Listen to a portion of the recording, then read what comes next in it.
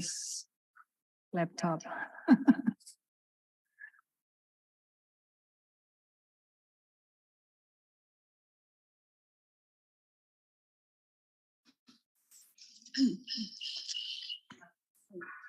Assalamualaikum warahmatullahi wabarakatuh. Good morning, ladies and gentlemen. Welcome to the parallel session. I am Amelia as your moderator today. You are now in parallel 2, session 1 in main room. This session consists of some presenters. I will call you one by one. First, we have Bapak Ali M. Zebua with the title Urgency of Integration of Intention in Proact, Planning, Organizing, Actuing.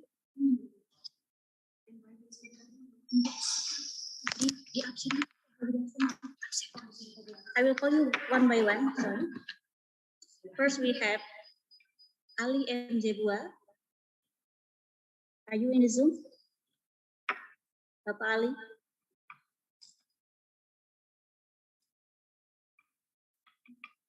Bapak Ali, are you in the Zoom?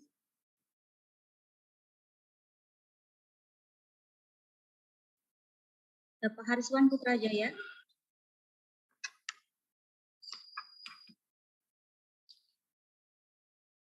Ermalati Putri? Permata Augustia? Winnie Aulia? Zahra Alwi? Yuni Suprapto and Gaireni Maretika Noto. Before we move to breakout room session, we will have presentation from our invited speaker, Associate Professor Dr. Rita Indrawati, who will speak on reimagining learning for virtual drama performance. Is it a need due to pandemic or technological era? But before this presentation, I will inform you short curriculum PT of our invited speaker today. Associate Professor Dr. Rita Indrawati, MPD, is a lecturer in English education at both the undergraduate and master program at FKIP Sriwijaya University, Indonesia. She is interested in teaching material for character building, academic writing, literacy, and developing teaching material for her research. Presenting her work in various countries from 2010 to 2019 in Hong Kong, India, South Korea, Adelaide, Sydney, Cambodia, Thailand, Malaysia, Singapore, Rome and Florence in Italy, Germany, France, and the United States. 3 studies that have been recording in progress. International collaborative research with QT in Brisbane, Australia in 2015, Deakin University in Melbourne, Australia in 2017, Flinders University, Adelaide in Australia in 2018, where she was the principal investigator on the team. She became a keynote speaker at national and international levels such as Gorontalo, Madura, Makassar, Bengkulu, Palembang, India, Bangladesh, and the Philippines. She was also invited as a speaker for workshop on academic writing and development of teaching materials. She became a speaker for workshop on academic writing and developing of teaching material. She became a research reviewer for higher education in UNSRI in 2009 to 2014. She has 18 intellectual property rights from the Ministry of Law and Human Rights. Her achievements include Best Lecturer at Sriwijaya University 2010, UNSRI Best Education Researcher 2011, Best Lecturer of Sriwijaya University in 2013, and National Best Researcher through Indonesian Higher Education Competency Research Degree in 2013. Positions that have been entrusted to her are Head of Language and Art Department from 2010 and 2015, Head of Language Master Study Program from 2015 to 2019, and she is now the head of Indonesian and Literature Education Study Program Laboratory, Faculty of Teacher Training and Education, Sriwijaya University since 2021. That is her curriculum vitae, and to Associate Professor Dr. Rita Indrawati, MPD, time is yours.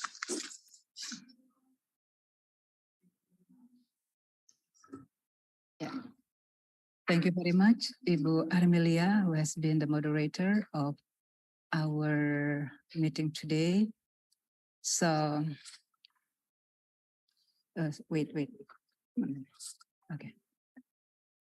I would like to say, to greet you first. How about my voice? Is it clear enough, Bu Armi? Is it clear enough, my voice? Okay. Thank you. Well, Assalamualaikum warahmatullahi wabarakatuh. Let me start my presentation again and again with a pantun, okay? Because we are language education. So the pantun will be about Dayang Merindu. So Dayang Merindu lost her cup in Musi River. Sinuhun, Kartini Palembang in 16th century was a queen. Good morning, dear knowledge lover. Greeting to all of us then. So let's praise and thanks to Allah Subhanahu wa Ta'ala. Because of him, we can be here in this prestigious SULE International Conference in a good health and condition. I would like to thank to the deans of FKIP Sriwijaya University, Dr. Hartono, MA, and the head of the 5th SULE IC, Professor Ratu Ilma Indra Putri, who invited me as one of the guest speakers, invited speakers to this conference. I would like to thank to the lecturers and students who have participated in academic activity. I also see some participants from other universities. Thank you so much. From PGRI University, from Klabat University and others. Sorry, I don't to mention all. It is a pleasure to meet you. Well, on this occasion, I would like to share my research-based paper with you. So, reimagining learning of virtual drama performance, is it a need due to pandemic or technological era is the title of my presentation.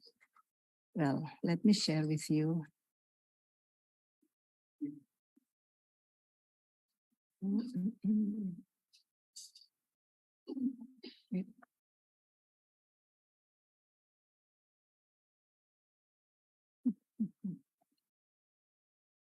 So this one, I directly present my presentation through Canva.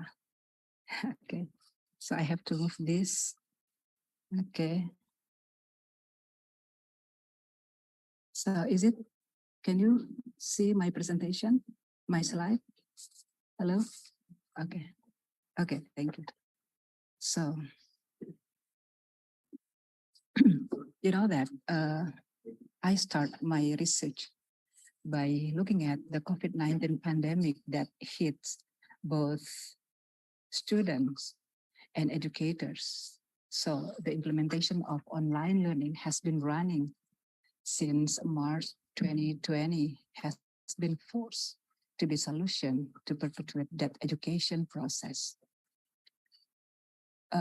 However, the online learning, which has been running for a year and a half, can bring problems, one of which is learning loss. Yeah, we have discussed about learning loss yesterday.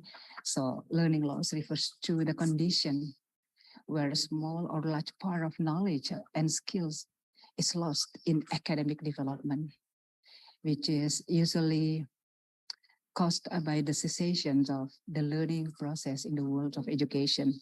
And the impact, we can see that, yeah, for academic students or for high educational students, it is not so have bad impact for them for their achievement. Not, I think, but it is the fact.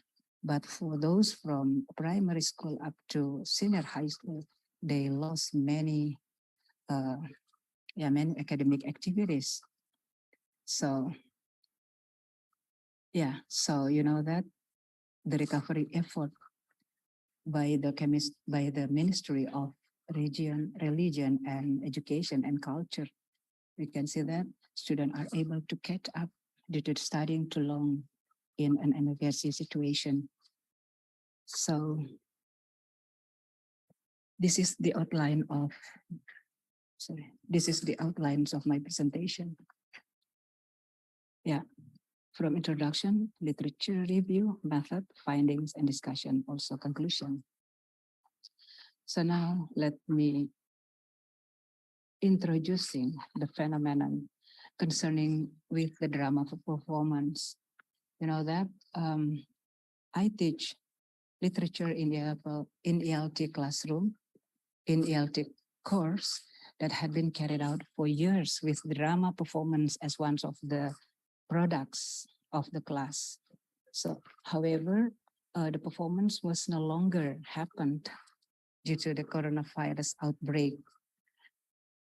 The literature in the ELT course as one of the practical courses in the English education study program experienced a major impact from the coronavirus. Students cannot perform live in the theater building. We have the theater building in our university.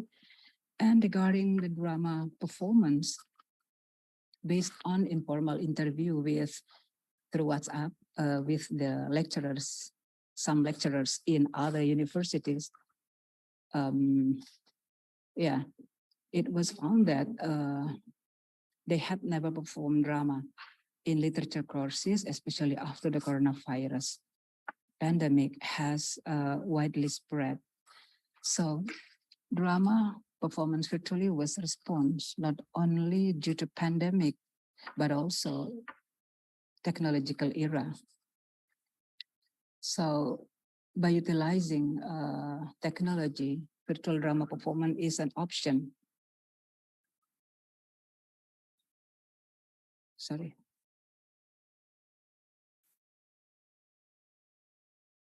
Oh, sorry, I have made some mistakes in, okay, so let me continue to this. Yeah, so it is drama. So no more drama on the stage, as I mentioned before, but we can see here that pandemic and technological era, both are needed by the students in order to perform the drama. So here, based on the students' needs to perform the drama. So even though it is in pandemic era or past pandemic era, so we still have, the student have to perform the drama. So one of the way is by doing virtually. Okay. And this one, the literature review. Sorry, I try to use directly from Canva, but sometimes, it makes me rather groggy to prepare everything here. So here in the literature review, in order to answer the research, I discuss about the virtual drama, Zoom and Canva for virtual drama, creating drama and virtual and language requirement analysis.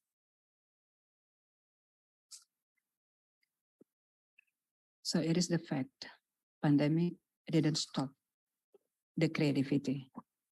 Okay, so due to pandemic, teacher or lecturer and the students can do creativity. So of course, the creativity has something to do with the technology, but there must be the challenging for doing the virtual drama. Again, I would like to tell you that technology is the solution. Oh my God. Yeah, okay. So here is the technological tool. By using Zoom, the Zoom become the stage. Yeah, in the theater, we can make the stage directly if it is in the theater, but in Zoom, it becomes the stage, and it also provides some properties that the student can use. For example, the use of mustache, the use of hat, and so on and so forth for the virtual drama. And the Canva itself become the setting, the features. We can find many things from Canva in order to be the virtual background, like what you can see in my background. So the Canva help the student to have many settings based on the drama performed. And this one, yeah, you can see some previous studies dealing with technological tool, but not using Canva and Zoom. And this one, the language requirement analysis, you can see that the mechanics is target situation analysis, deficiency analysis. It is about the wants and the needs, present situation analysis, and strategy analysis. So yeah, because of the time, I have to move forward to this. It is still the method.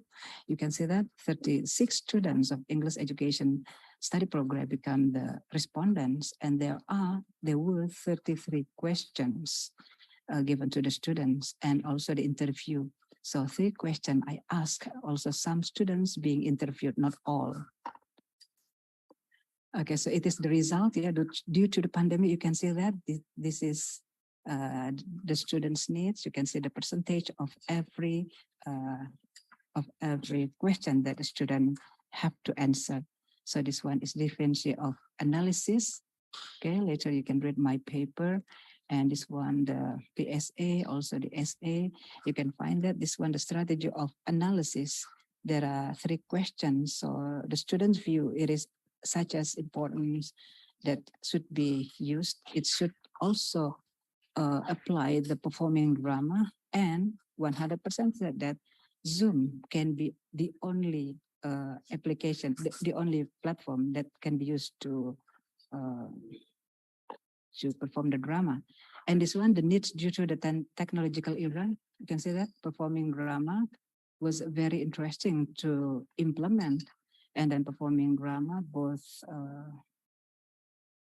at the stage and virtual. So the student needed that the drama should be performed on the stage and also on drama, on virtual, in order to have the needs of the student in a technological era. So this one, the 21st century learning requires students to be proficient in using technology. Well, it is the data from interview. Wait, one more. And this one, the students, I just screenshot some scenes of Beowulf. Yeah, one of the students here become the actor and the actress. You can see that it is from the Zoom, and it is the creativity of the student to make the mask, for example, because the student wearing glasses. So in order to avoid the badness of the character, he created a mask for him. And okay, so the conclusion, yeah, I cannot tell you in detail because of the time. So based on the needs analysis due to pandemic or technological era, it was found that students needed to perform drama both on the stage and online. I think that's all from my presentation. Thank you very much for your attention. Okay, thank you, Ma'am Rita Indrawati. That is very nice presentation. And to all participants, if you have any question, you can write it down in the chat box, or you can raise your hand and ask Ma'am Rita Indrawati directly. Is there any question? You can raise your hand, or you can write it down in the chat box.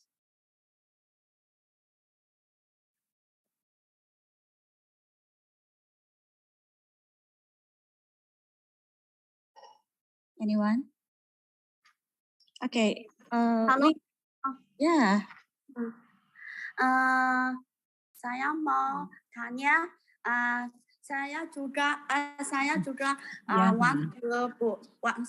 I want to buat a presentation. I want to make a presentation with my paper. Oh, yeah. She wants to present her paper. Yes, Yeah, it's taken for the time. Yeah. Yeah. Just make it, Yana. Yeah, later. yes, sorry. It's okay. So after my presentation, we Yana. will. Is there any question, yes. dear students, lecturers? So it is virtual drama, not only because the pandemic, but also it is the needs of technological era. The students in the 21st century learning have to collaborate, have to communicate, have good critical thinking and creativity. And this one of the project from my class, literature in ELT. Any question from you, Yana? Yeah. Yana, where are you from? Yes. Where are you Hello? from? Yeah. Yes. What time can I presentation? What time? What time? What time? What time? Okay, After you this. you will present your paper after this invited speaker session. Okay. Yeah. We will call you after this. Okay. You know that it is Okay. Bu Army. Yeah, it is not a presentation if there is no question from the audience. Okay. Okay. Okay. Sekarang saya open PPT. Okay. Okay, ma'am. We have a question from someone on YouTube. For you, the question is: will drama performance with virtual be as effective as offline? Apa? Okay. Okay, good. So if virtual drama can be as effective as on the stage. Yeah. Okay. So if we talk about the effectiveness, both can be effective. Both are very very heavy. Yeah. It is very difficult actually to present or to perform the drama on the stage. But yeah, I know that performing drama on the stage is nicer than virtual drama. You know that in virtual drama, you know that the character only a half, only the head and the body like this, because the students use virtual background, so it is sometimes difficult for them. If it is far from the, it is okay. You can see the whole thing, but in fact, it is due to the laptop that the student use sometimes cannot support the virtual background. So virtual drama is like what you see here. What is important that we have to respond the COVID-19 pandemic. It doesn't mean that pandemic COVID make everything lost. So teacher, lecturer, and student have to be creative. But again, if you want to know whether it is effective or not, it depends. Virtual drama is also effective because the student from home can do creativity, can produce something, can have the project. So my students in 2 classes from Indralaya and also Palembang campus have produced more than 5 virtual drama. And you know that? Yeah, some students were very happy to be the character in the virtual because they can use some feature provided by Zoom. For example, the mustache, the student have to mustache, have to use hat. So yeah, actually it is the response for technological era by having virtual drama. But as the result of my study, the students, both classes need to perform the drama both online and offline, on the stage and virtual. So yeah, they need these two. Yeah. So it is that the lecturer have to create more create more in order that the student can have their technological era to be creative. Okay, so it is the need, and also it is the, yeah, it is you know, that the student have to that to use that technology, yeah, so they get the products from literature in ELT class. I Okay. think that's all, Bu Army. Okay, very nice explanation, ma'am. So thank you very much for your nice presentation. We will give you a certificate. Certificate is an invited speaker. Co-host, please. Okay, ma'am. Oh. This certificate for you. Thank you so much for your very nice presentation. And this is the end of invited speaker session. You will be moved by the host to breakout room 1 and breakout room 2. Please accept the invitation from the host.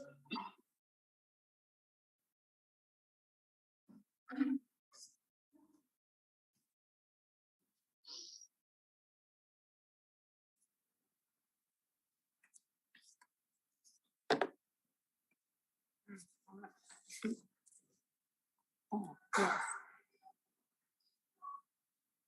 Okay, Yana, you are in session 3, yeah? Yes. You are in session 3. We are now still in session 1, okay? Yes. 等我可以退出我这个是不是？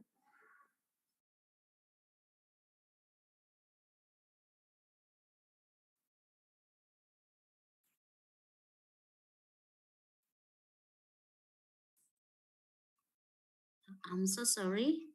Actually, I'm in session 2, but I want to join the session 1. Is it okay to be here? Yes, of course. So okay? I just wait in this main room. Yeah, it's okay. It's okay. Thank you. You're welcome.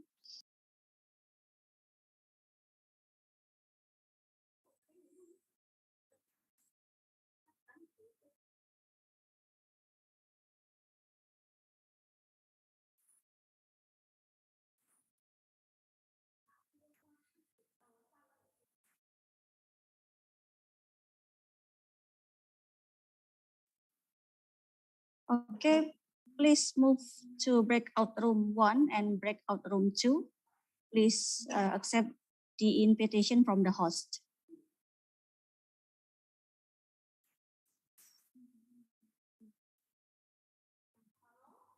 Again, I inform you to move to the breakout room 1 and breakout room 2. Please accept the invitation from the host.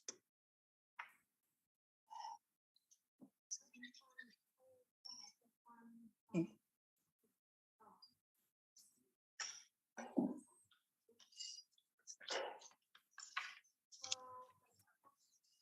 Okay, this is the parallel session for presenter. I would like to inform you the role during the session.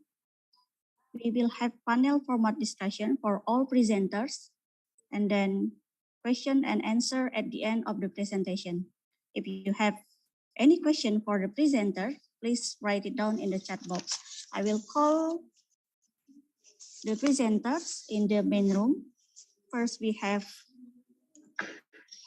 Bapak Ali M. Zebua with the title, The Organs of Integration of Intention in FOEC, Planning, Organizing, Actuating, and Controlling as a Framework for Thinking Islamic Education Management. To Bapak Ali M. Zebua, time is yours.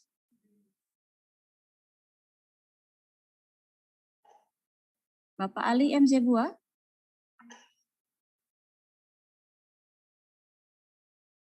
Are you joining in the Zoom?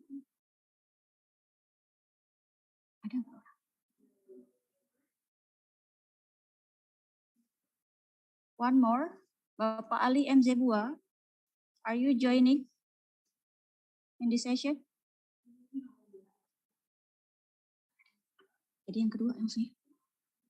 Okay, next we have Bapak Hariswan Putrajaya, who will present the paper entitled A Survey on High School Student Preference Toward the Use of Social Media as a Learning Tool. Bapak Hariswan Putrajaya and Ibu Tita. Yes, I'm here. Yeah, are you ready to present your paper? Inshallah. But can you hear me clearly? Yeah, yeah. I'm so sorry with this sounds, this sexy sound. Wow, very sexy sound. Okay, to Ibu Tita Ratna Wulandari and Bapak Hariswan Putrajaya, time is yours. Bisa bayangkan PowerPoint.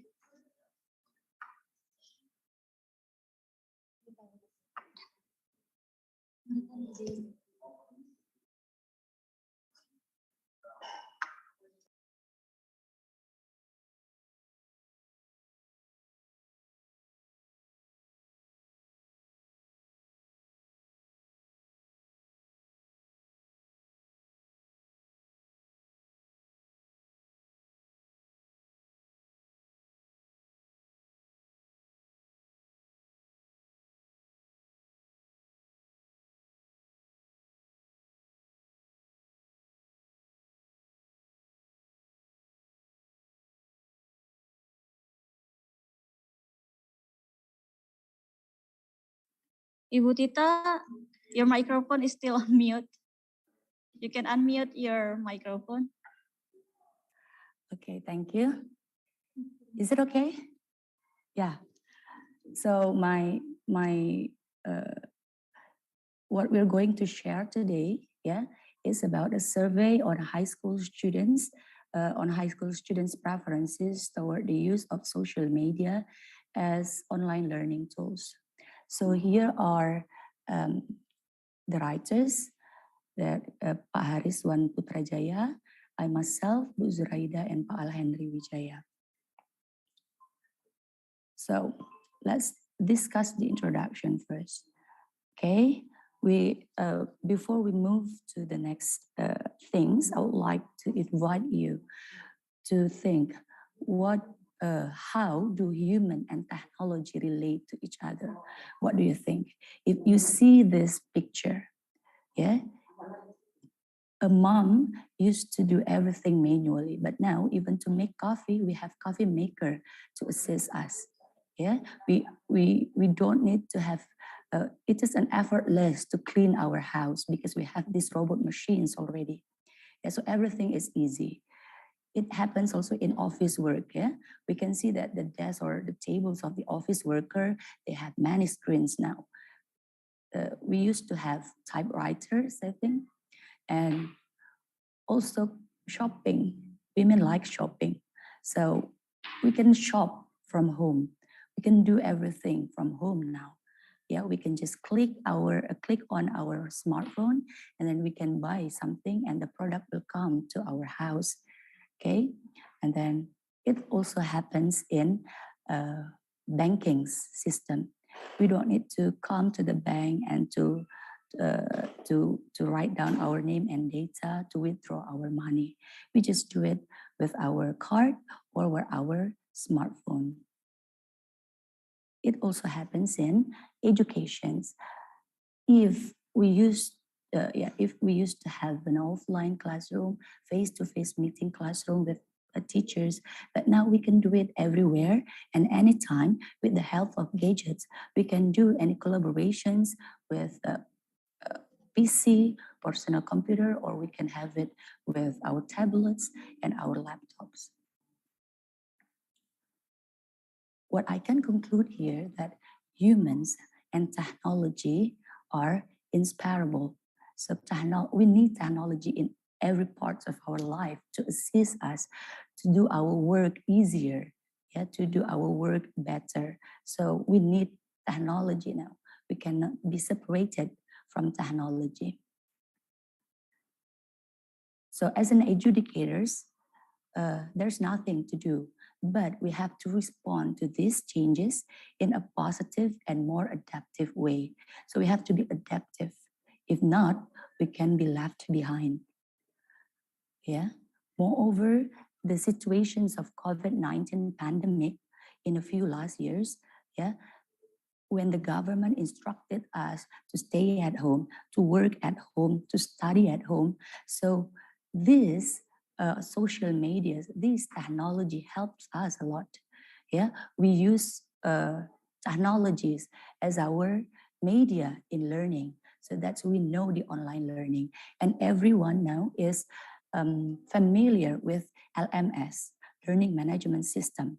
Yeah, I think this changing, yeah, these changes will be, this technology will always be developed in the next future. So as an educators, we need to be more adaptive to this changing, to these changes, I mean. So here are some other studies about the social media in educations, and most of them, yeah, this is the previous study, and most of them support the use of social media in education. I think I will skip this. Therefore, I myself and the other writers are interested in finding these 3 research questions. So to find these research questions, okay, let us skip this. These are the types of social media we have: SNS, blogs, content generating and sharing sites, and user appraisal sites. Okay, 1 minute. Okay, sorry. You have 1 minute. Okay, let's come to this. If it's 1 minute, let's come to this results. So from these 3, so I can say that most of the students were familiar with the social media, and when we have the respondents' preferences in use of platforms, they mentioned Google Classroom, WhatsApp, YouTube, Blog, Zoom, and Google Meet. And the students' motives in using the social media is to make their interaction more effective and efficient, to share their learning materials, to discuss the assignment with teachers and students, to find the reference, and also to post, share, and submit their materials or assignments. That's all I think. Bu Armelia, thank you so much. Thank you so much for your very nice presentation. So to all the participants, if you have any questions for Ibu Tita Ratna Wulandari and the team, you can write it down in the chat box, or you can raise your hand and ask her directly. Is there any question for Ibu Tita and the team? Bapak Harisman Putrajaya.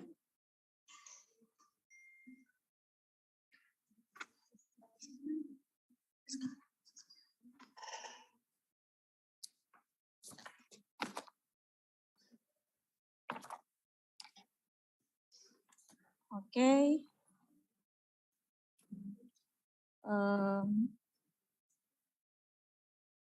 Any question for Ibu Tita Ratna Wulandari?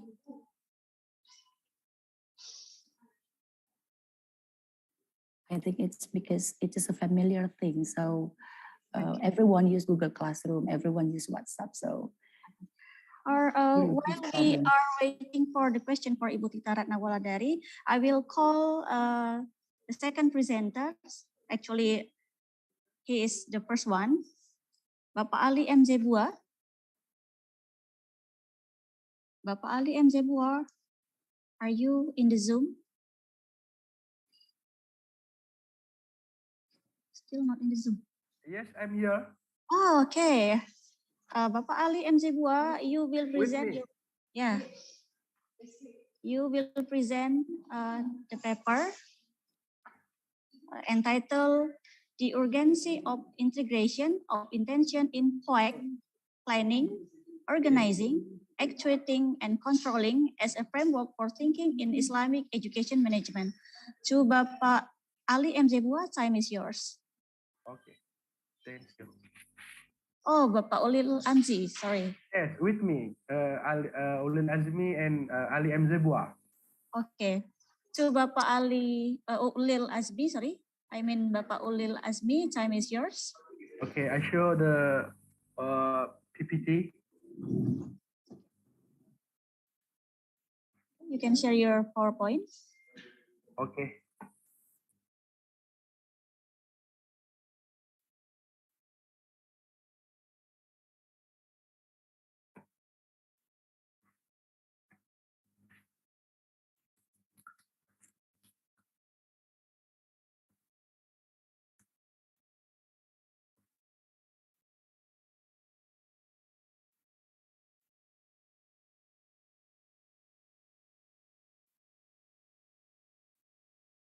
Ready ya?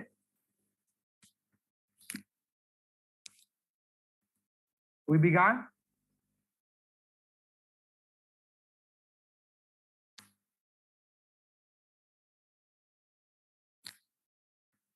Okay.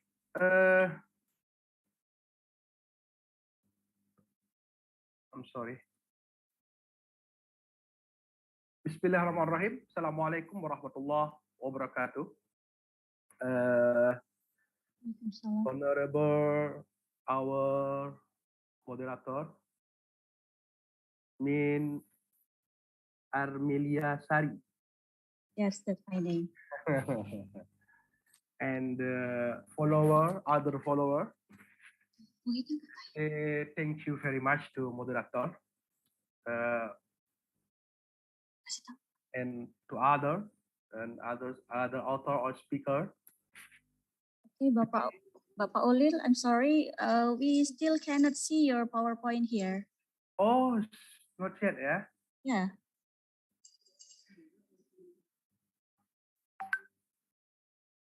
Sorry.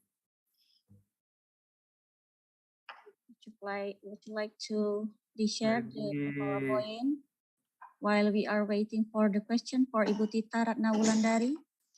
For committee maybe can help me. Okay, co-host, please help.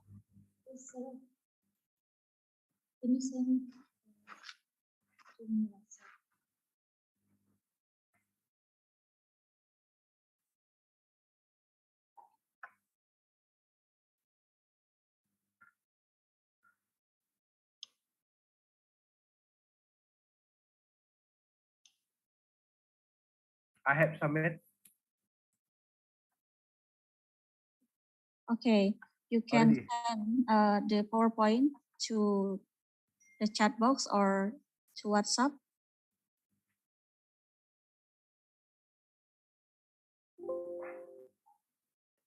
Have you sent already?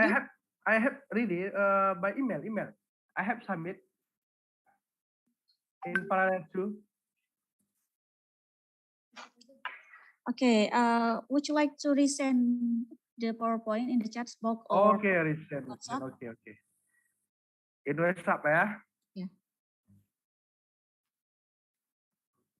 And to other participants, while we are waiting for the presentation from Bapak Ulil Azmi, you can write your question for Ibu Tita.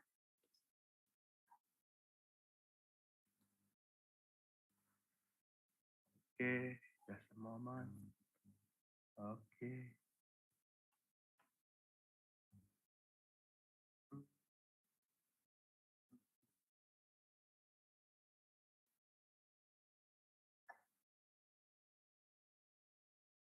Okay. Have you sent it already? In group WhatsApp. Into WhatsApp, okay.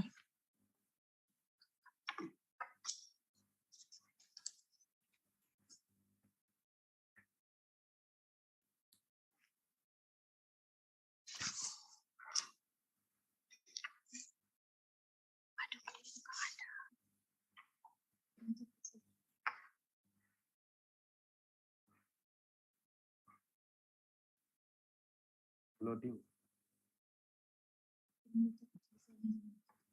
Okay, Bapak Ulil Azmi, we are very sorry that we cannot find your PowerPoint on WhatsApp. Can you resend the PowerPoint in the chat box? And the chat box. Yeah, in the Zoom. In the Zoom. Okay.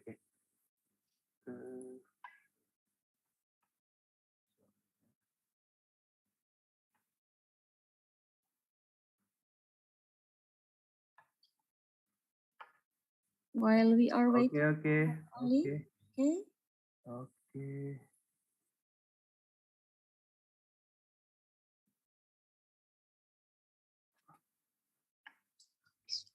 Okay.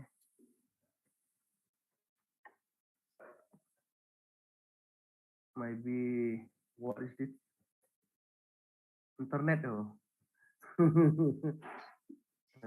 You have a problem with Yes. internet. Okay, in the chat box.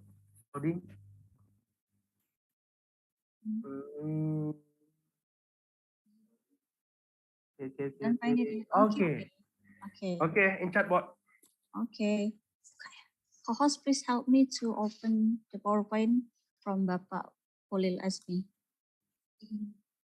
And to Bapak Ulil Azmi, it's your time to present your paper. Okay, time is yours. Okay.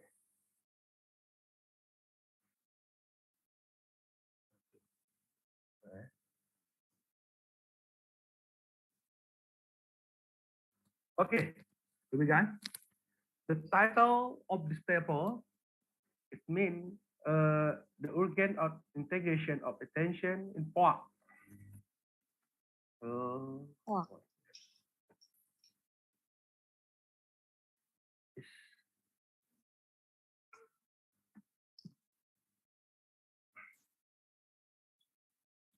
Bapak Ulil Azmi, can a framework for thinking in Islamic education management. We say in Arabic, أهمية النية في تنظيم in the tarbiyah al-Islamiyah. We say in Arabic like this. Okay. The point not showed.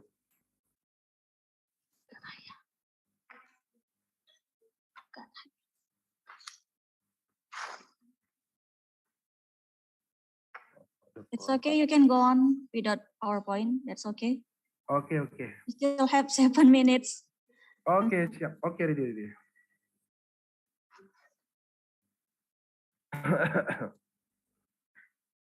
The first introduction,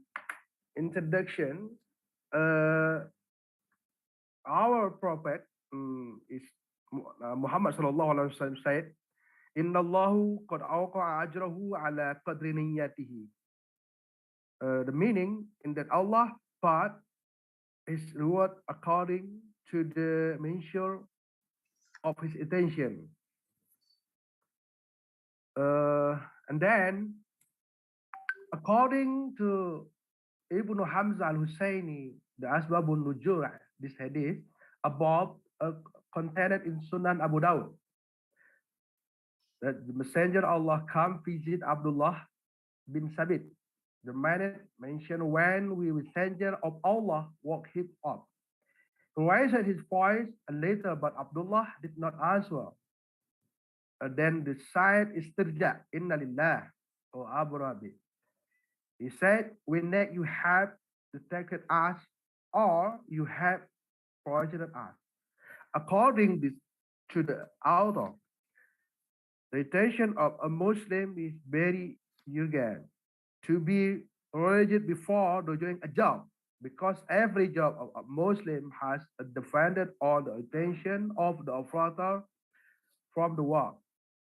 And the concept of Islamic education management, one attention should be integrated with a management framework, setting of planning, organizing, activity, and controlling. So, before a Muslim perform activity within the framework of management, he should begin with attention. This are done in order obtain reward flew in the sake of Allah Subhanahu wa Taala. Now, the discussion, attention,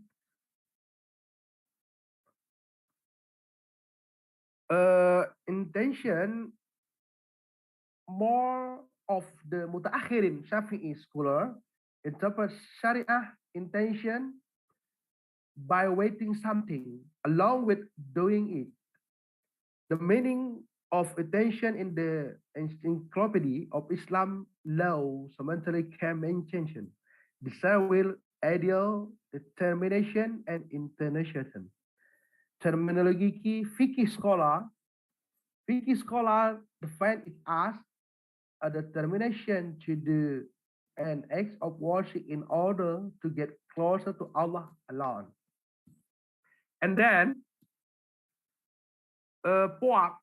planning is, see again definition, planning is a process of thinking and determining carefully the thing that will be done in the future in order to achieve predetermined goal. And then the second, organizing. Organizing is the preparation of an organization structure in accordance with the goal of the organization, its resource, and the environment, the sharing. And then executing, the executing function is part of a group of organization process that cannot be separated. The term that can be grouped in the dysfunction and direction, commanding, reading, and coordinating. Okay. And then the last, controlling. Controlling is activity that seek so what can be carried on our account with the plan or goal that have been set. In other words, supervision is conducting as assignment as well as correction. So the what has the planet can be carried out correctly. And then the urgency of integration, the organ of integrating intention in work as Islamic education management thinking from work. The following are some arguments about the urgency of integration intention in power of Islamic education management from work, namely, first, intention in the command of Allah subhanahu wa ta'ala to dedicate our work to him. Second, intention is a condition for object of a job by Allah subhanahu wa ta'ala. Okay. Third, good attention Time's up. can exhort a Muslim to do something in order to seek the pleasure of Allah subhanahu wa ta'ala. Conclusion, and the last conclusion. A person intention in managing education institution, but all the marker of micro scale should be projected before reading his action in Islamic education institution. A manager who has got intention will be rewarded by Allah subhanahu wa ta'ala, even though this had not been origin in reality in part as promoted in Islamic education management. So here, in the core point about the urgency of intention to be integrated with Polak in Islamic education management. Thank you for your attention. Assalamualaikum warahmatullahi wabarakatuh. Waalaikumsalam warahmatullahi wabarakatuh. Thank you very much, Bapak Ulil Azmi, for your very nice presentation. And to all participants, we still have time to ask our presenter. If you have any question, you can write it down in the chat box.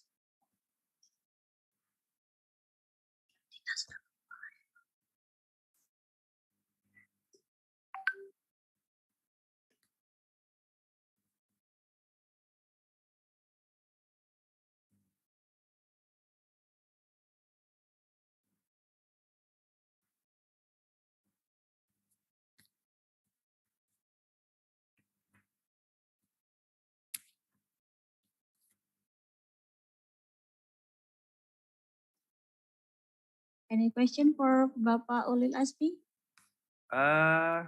Nothing.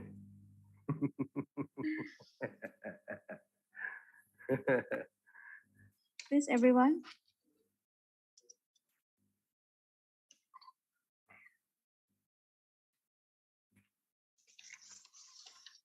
Okay, we have one question from someone in the WhatsApp. How can the poet actually planning, organizing, actuating, and controlling concept a solid unit in realizing effective and efficient superior management in accordance with Islamic management? even though the desired final result is still an abstract form that has not been realized. Please answer the question. Yes. Maybe you can repeat your question. Okay. How can the poet actualizing and controlling concept a solid unit in realizing effective and efficient superior management in accordance with Islamic management, even though the desired final result is still an abstract form that has not been realized?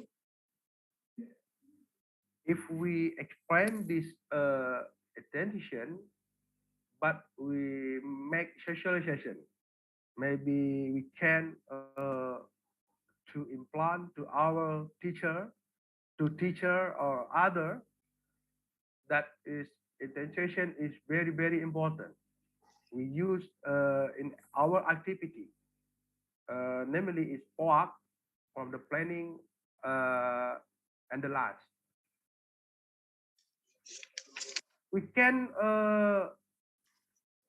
make discussion to lecture or other teacher that this intention is very, very important from our religion, is Islamic religion, but is someone not make not make intention in his work, planning, activity, and other, is not good for our. It's not good for our God. Okay. Well done. Thank you, Bapak Ulil Azmi. So this is the end of the question and answer. Yes. I will inform you about the certificate for the presenter. You can check the certificate in the chat box. We will send you the certificate in the chat box. In the chat box or email. Okay. Okay. So this is the end of the parallel session. Thank you all the presenters for your wonderful presentation. We are looking forward to your participation at the 6th SULE IC in 2024. Thank you and see you at the 6th SULE IC 2024. Inshallah. Thank you forever. I'm permission. Okay. Thank you. Okay.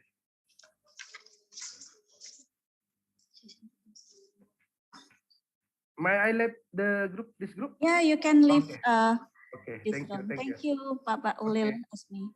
Okay. Welcome.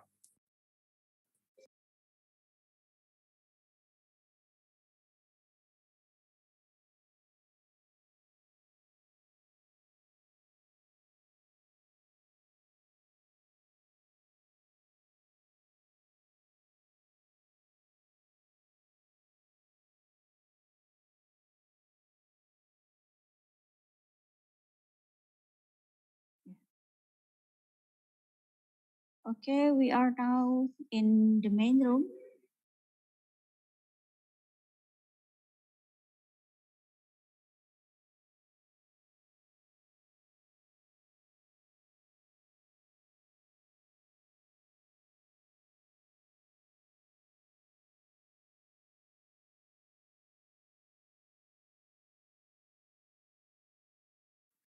Okay, welcome back to the parallel session.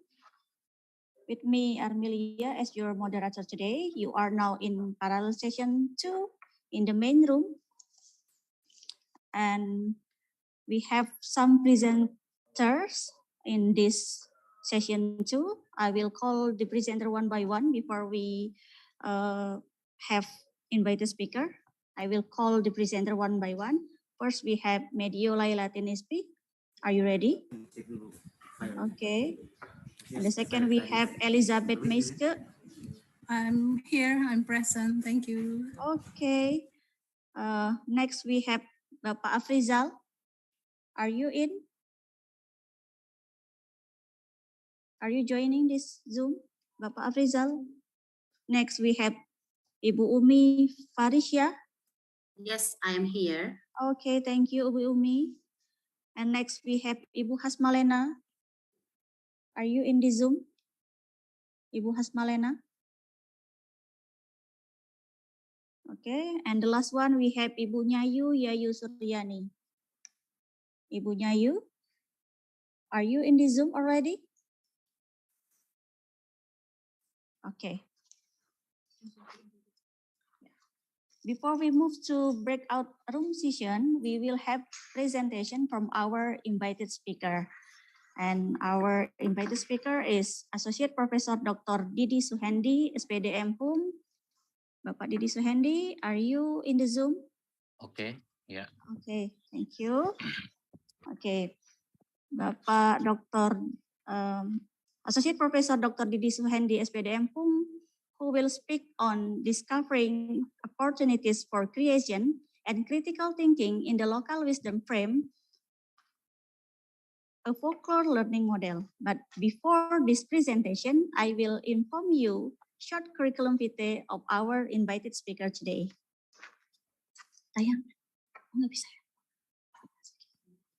Associate Professor Dr. Didi Suhendi, SPD MHUM, is a chairman of the Language and Art Education Department, Faculty of Teacher Training and Education, Sriwijaya University.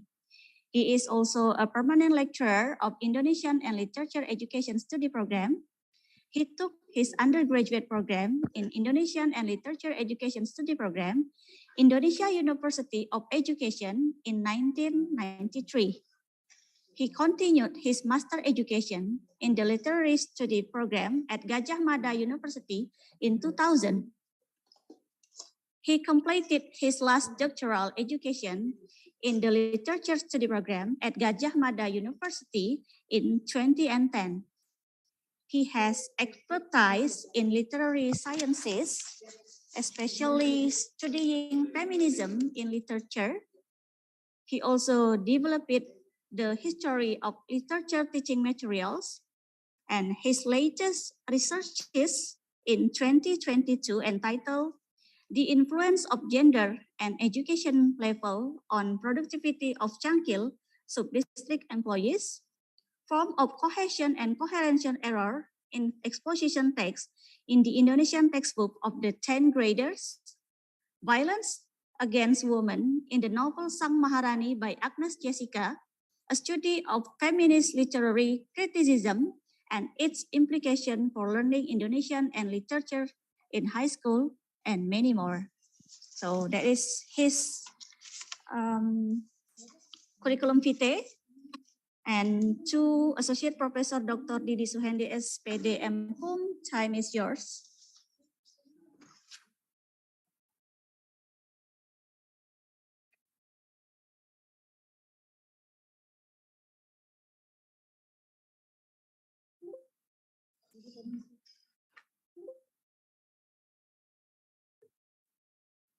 To Bapak Didi Suhendi, you can now present your paper.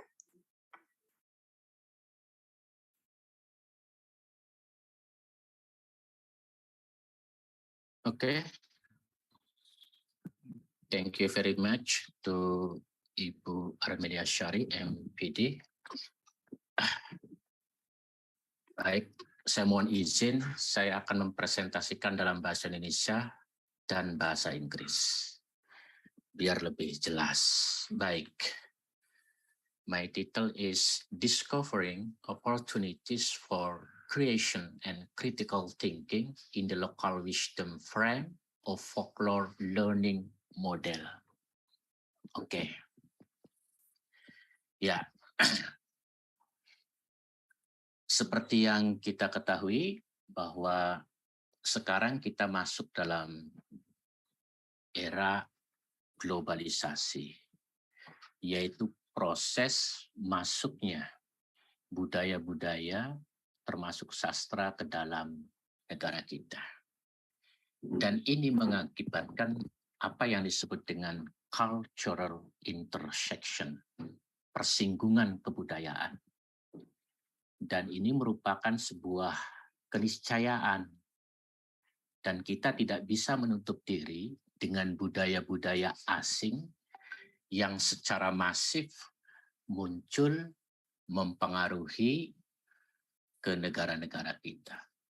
Yang terjadi kemudian adalah apa yang disebut dengan multikulturalisme.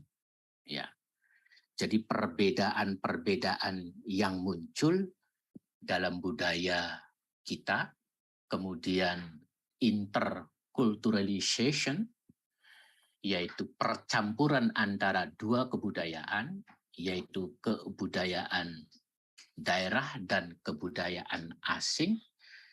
Tetapi salah satu budaya yang dominan itu akan berpengaruh terhadap budaya subordinan. Dan yang ketiga, apa yang disebut dengan akulturasi, yaitu pencampuran dua kebudayaan yang kedua-duanya hilang, sehingga akan memunculkan dua kebudayaan yang sama-sama dominan. Ya, ini merupakan sebuah implikasi adanya globalisasi yang muncul. Ya, sebuah keniscayaan yang sekarang terjadi pada abad 21. Pertanyaannya adalah, apakah budaya-budaya itu akan kita tangkal? Ataukah kita terima begitu saja? Ataukah budaya-budaya itu akan kita ambil yang baiknya, kemudian kita buang yang jeleknya? Oleh karena itu, ketika kemudian budaya-budaya asing itu masuk, maka hemat saya, kita harus mempertimbangkan adanya kearifan lokal, yaitu sastra Nusantara, atau kalau di sini namanya sastra Melayu, Malay literature. Ya, kita kembali ke situ. Karena di dalam sastra Melayu itu muncul adanya kearifan lokal. Ya, maka ya, oleh Sibarani, kearifan lokal itu didefinisikan sebagai community wisdom that comes from the noble values of community tradition to regulate the order of life. Jadi kebijakan publik yang bersumber dari nilai-nilai luhur, noble values, ya, pada tradisi masyarakat untuk mengatur tatanan kehidupan. Oleh Sibarani, kearifan lokal itu merupakan nilai luhur dari tradisi masyarakat. Kalau kita melihat definisi ini, maka kearifan lokal itu merujuk pada masa lalu. Ya. Local wisdom refers to the past, masa lalu, tradisi masyarakat. Kemudian, ya, Takidin juga mendefinisikan local wisdom itu sebagai nilai-nilai luhur yang diaplikasikan dalam tatanan kehidupan masyarakat, ya, dalam bentuk ide-ide lokal seperti kearifan, wise, atau kebijakan, ya, nilai-nilai kebijakan, ya, yang tertanam dan diikuti oleh warga masyarakat. Nah, ada persamaan definisi yang diungkapkan oleh Sibarani dan Takidin, yaitu bahwa dua-duanya itu merupakan atau merujuk pada masa lalu. Nah, kalau kita lihat wisdom, ya, atau kearifan, kebijakan, dalam Kamus Besar Bahasa Indonesia itu, dia diartikan sebagai kearifan, kecakapan, pengetahuan. Ya, wisdom means the ability to use one's mind, experience, and knowledge. Jadi kemampuan untuk menggunakan pikiran. Apakah itu didapatkan dari pengalaman atau pengetahuan. Dan yang kedua, the ability to act when facing difficulties and so on. Jadi kemampuan untuk bertindak ketika menghadapi masalah dan sebagainya. Maka kalau kita melihat definisi ini dengan definisi yang diungkapkan oleh Sibarani atau Takiddin ada perbedaan. Ya, there is a fundamental difference between local wisdom yang dikemukakan oleh tadi and local wisdom yang dikemukakan dalam kamus bahasa Indonesia. Kalau local wisdom yang dikemukakan kamus bahasa Indonesia, kemudian yang diikuti oleh salah satu pakar dari UGM, itu bahwa local wisdom itu tidak hanya merujuk pada masa lalu, past, tapi juga masa sekarang, today. Maka local wisdom itu diartikan sebagai ability to act, baik itu past maupun present tradition, apakah itu masa lalu atau masa sekarang, untuk ya, menghadapi macam-macam kesulitan ya, with using his mind, dengan menggunakan akal sehatnya. Nah, di dalam karya sastra yang saya contohkan ini, kita sudah dalam tanda petik sudah diajari bahwa berpikir kritis itu sudah dipresentasikan, sudah dikemukakan oleh karya-karya sastra Nusantara atau karya-karya atau folklore di masyarakat Sumatera Selatan.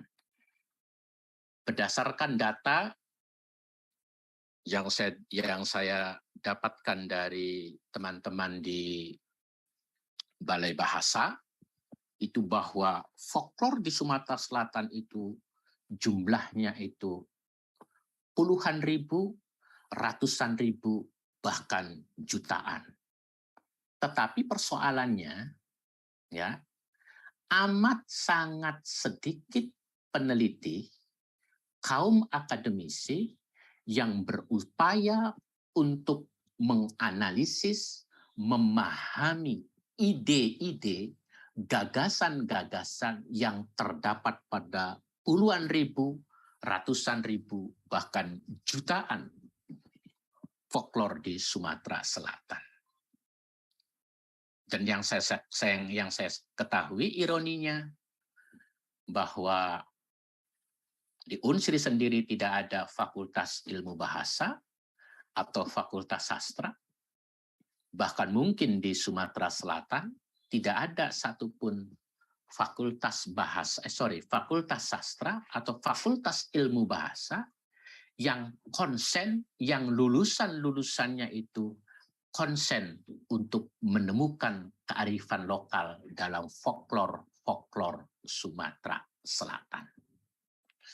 Oleh karena itu, ya, maka pendidik, guru harus mampu memanfaatkan ini sebagai bahan ajar.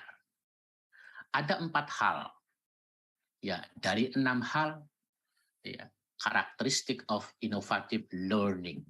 Yang pertama, the first, collaboration between teachers and students.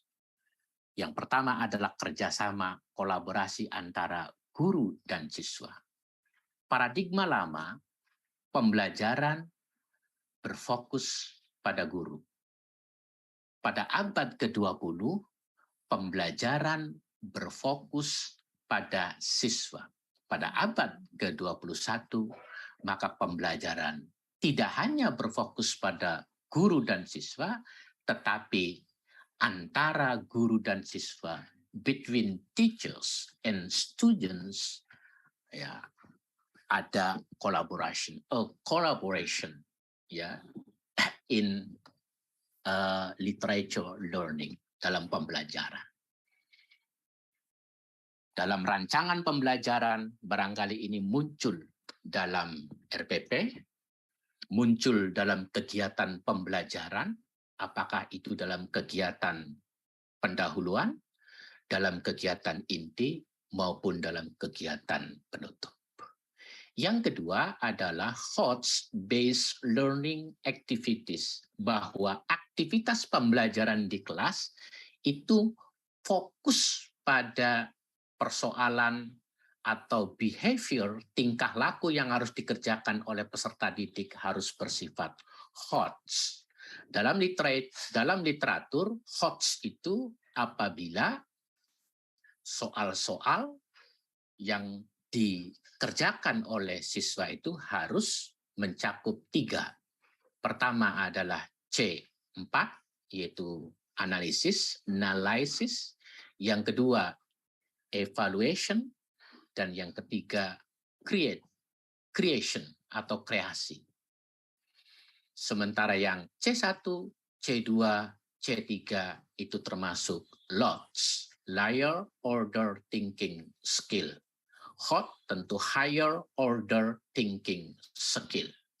Maka dalam pembelajaran sastra, upayakan bahwa tujuan-tujuan pembelajaran yang akan dikerjakan oleh peserta didik setidaknya atau sebagiannya itu mengandung C4 dan atau C5 dan atau C6.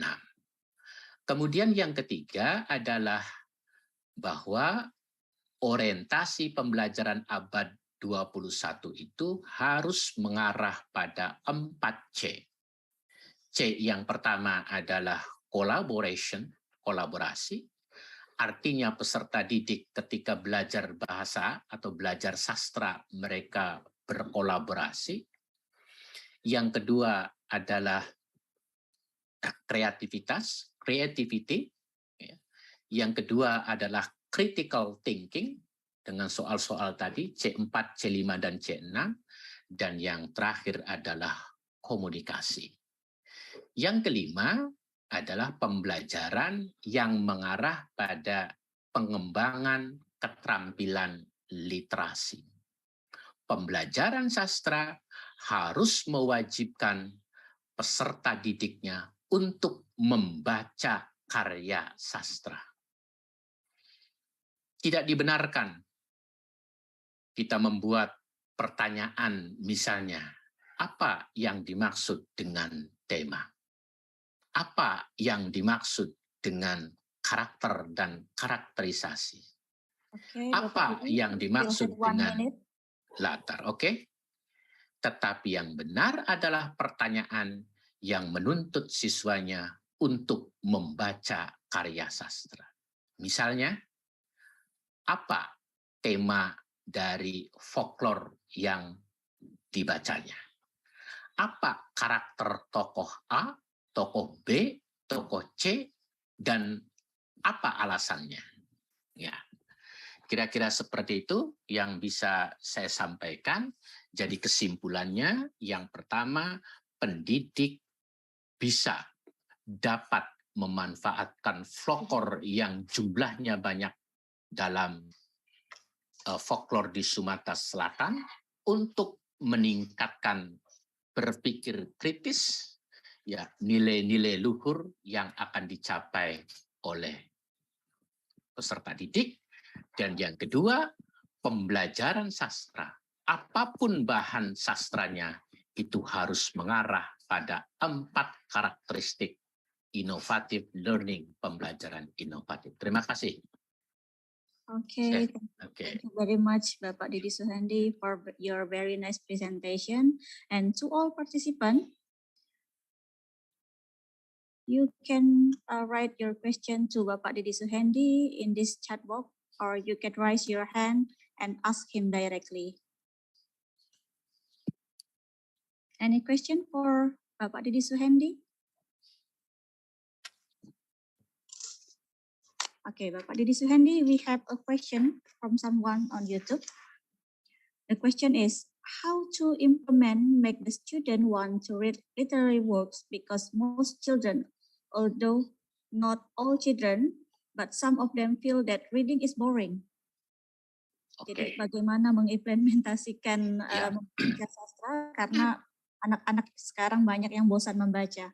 Ya, thank you very much. Ya, salah satu dari sekian banyak cara yang harus digunakan guru agar menghindari kebosanan peserta didik dalam pembelajaran sastra adalah menggunakan media pembelajaran yang atraktif, ya, yang inovatif, yang efektif dan efisien.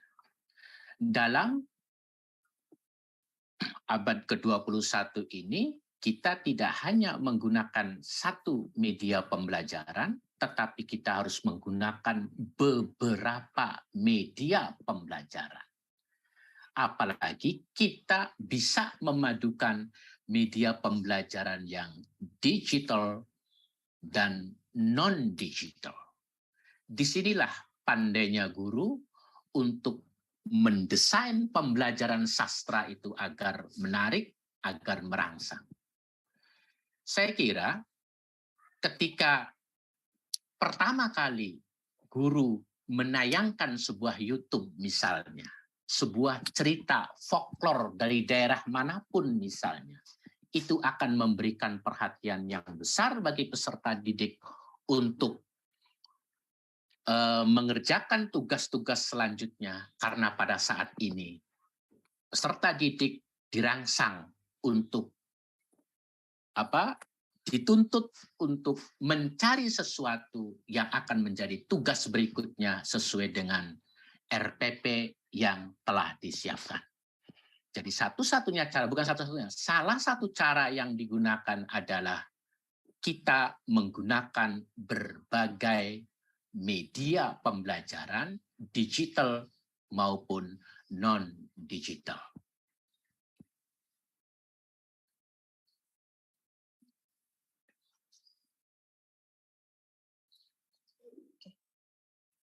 Okay, thank you so much, Pak Didi. You still have one question from our participant today. The question is, if local wisdom material is used in subject in the school or campus, such as finding the time, actor, value, age, what's the function in real life? Ya, baik. Ya, dalam teori respon pembaca, ya, dalam teori apresiasi sastra, bahwa pertanyaan-pertanyaan yang harus dihadirkan oleh guru tidak hanya pertanyaan yang bersifat intelektual, kognitif. Seperti apa yang saya katakan, apa itu tema? Ya, apa itu actors? Apa itu nilai? Apa itu karakter? Apa itu point of view? Bukan hanya itu, tetapi pertanyaan-pertanyaan yang melibatkan pada tiga ranah, pada tiga kutub. Pertama adalah kognitif, seperti tadi. Yang kedua adalah emosional, pertanyaan emosional yang menyangkut pada perasaan. Misalnya, apa yang kamu rasakan apabila kamu menjadi tokoh A dan menghadapi masalah tersebut? Bisakah Anda hubungkan peristiwa-peristiwa yang dilakukan oleh tokoh A dengan kehidupan Anda sendiri? Apa yang Anda lakukan kalau Anda mengalami nasib seperti tokoh B? Dan yang ketiga adalah bahwa pertanyaan itu juga harus mengarah pada pertanyaan evaluatif, evaluation. Jadi tidak hanya kognitif, emosional, tapi juga evaluation. Misalnya, bagaimana pendapat Anda? Pengarang cerpen ini mendeskripsikan karakter tokoh A dalam novel B, misalnya. Bagaimana pendapat Anda bahasa yang digunakan oleh pengarang? Sehingga ketiga pertanyaan itu yang mengarah pada kognitif, emosional, dan evaluasi itu betul-betul akan berfungsi bagi dirinya sebagai bekal dalam kehidupan, dalam bersosialisasi dengan masyarakatnya. Itulah sebabnya bahwa sastra itu tidak nonsen, tidak ada artinya apabila di dalamnya tidak ada message. There is no message. Sastra itu penting apabila di dalamnya ada message, ada pesan. Maka sastra yang berkualitas menurut Roman Ingarden bahwa sastra itu sampai pada lapis yang kelima yaitu lapis metafisika atau lapis religius. Ya, itu jawaban saya. Okay, thank you very much, Bapak Didi Suhendi, for your very nice explanation. Yeah, you are welcome. We have a certificate to appreciate you as our invited speaker today. So this is the certificate for you, Bapak Didi. Thank you so much. You are welcome. Okay. So this is the end of invited speaker session. You will be moved by host to breakout room 1 and breakout room 2. Please accept the invitation from the host.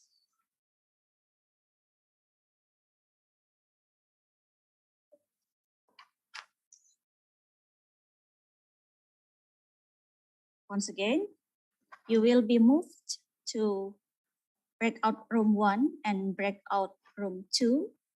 Please accept the invitation from the host.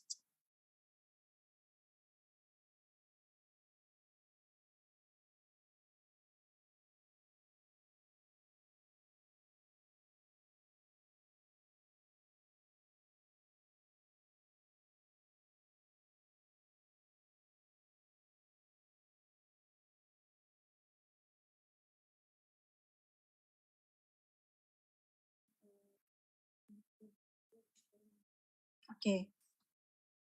To another presenter, you can move to breakout room 1 and breakout room 2.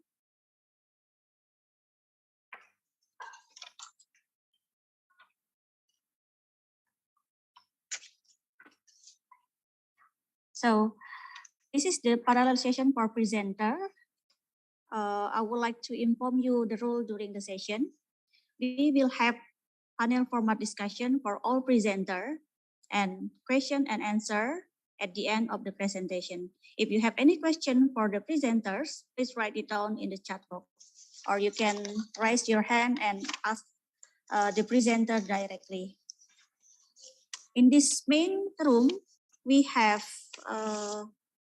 2 presenters. Yeah, the first one we have Pak Medio Lailatinispi, who will present the paper entitled Designing PISA like Reading Literacy Tasks in Clinical Discussion from Context.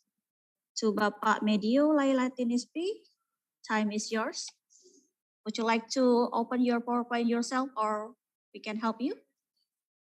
Okay, thank you, Bu Armi. Okay.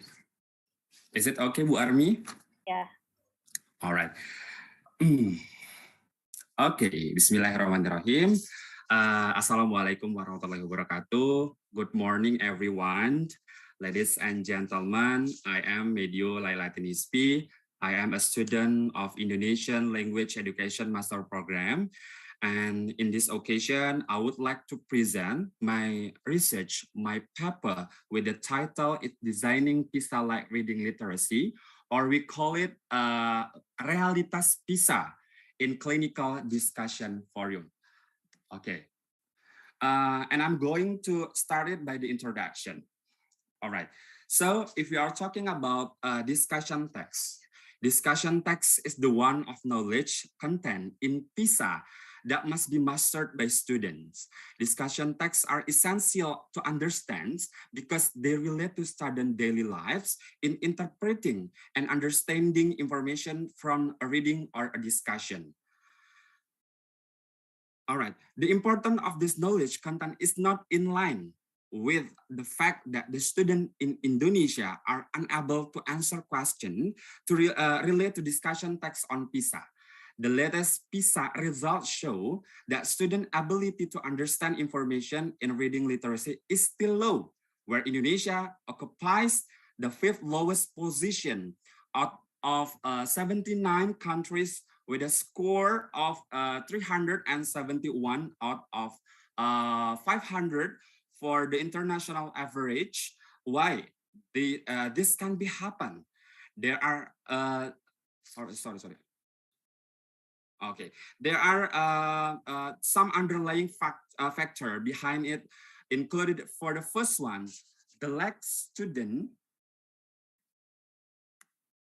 the lack student of ability in solving not routine or hot problems.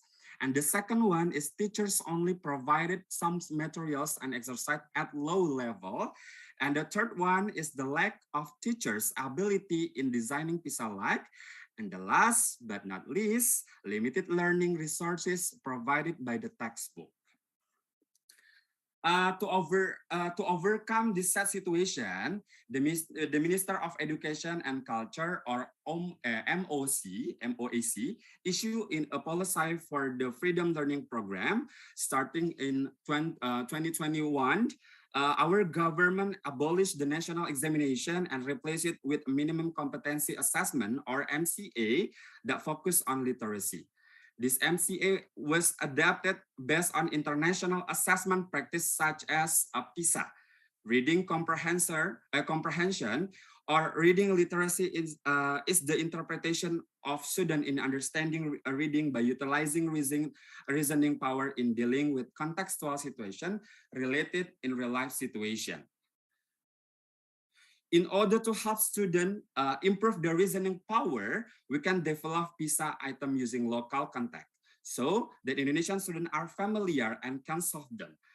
Health issue can be an interesting situation to use in learning because there are a lot of new health information that students need to learn in literacy. For this reason, we came up an idea to develop valid and practical realitas PISA health and have potentially effective on student reading literacy skills. So we conducted this research. We used the design research with a type of development studies assessment framework. We involved the 9 graders of secondary schools number 59 Palembang, age under 15 years old. There are 2 stages included: preliminary and formative evaluation. Okay, this is result and discussion. First, as you can see that for the from the video 1, that is a draft of realitas PISA health. PISA health after self-evaluation, and we analyze and the initial draft. We proceed involved lecturers and teachers through FGD. Through FGD, in the parallel session, we proceed to one-to-one activity with 3 students, and the last revision we continue to small group within 9 students, and the last we proceed to field test to see potential effect. As you can see, as you can see from the figure 2, a realitas PISA health after revision, and that is the answer of realitas PISA health number 1, and from the figure 3, we can see the answer in realitas PISA health number 2. All right, the conclusion of this research is the characteristic of realitas PISA health. This study produced realitas PISA health, which are questioned using the PISA 2022 framework that is valid, practical, and potentially effect reading, literacy skills, and reasoning. The form of the resulting question used the content of discussion text and the content of the clinical forum discussion, and the question are at level 1 and 2 in PISA, and the ability to name graders. The potential effect is the student understand the meaning of the text even though they are a little deceived by some and distracting sentence given. Students are more interested in working on problem in the form of dispositive rather than descriptive. Okay, thank you very much. The question and answer Langsung yang time is yours.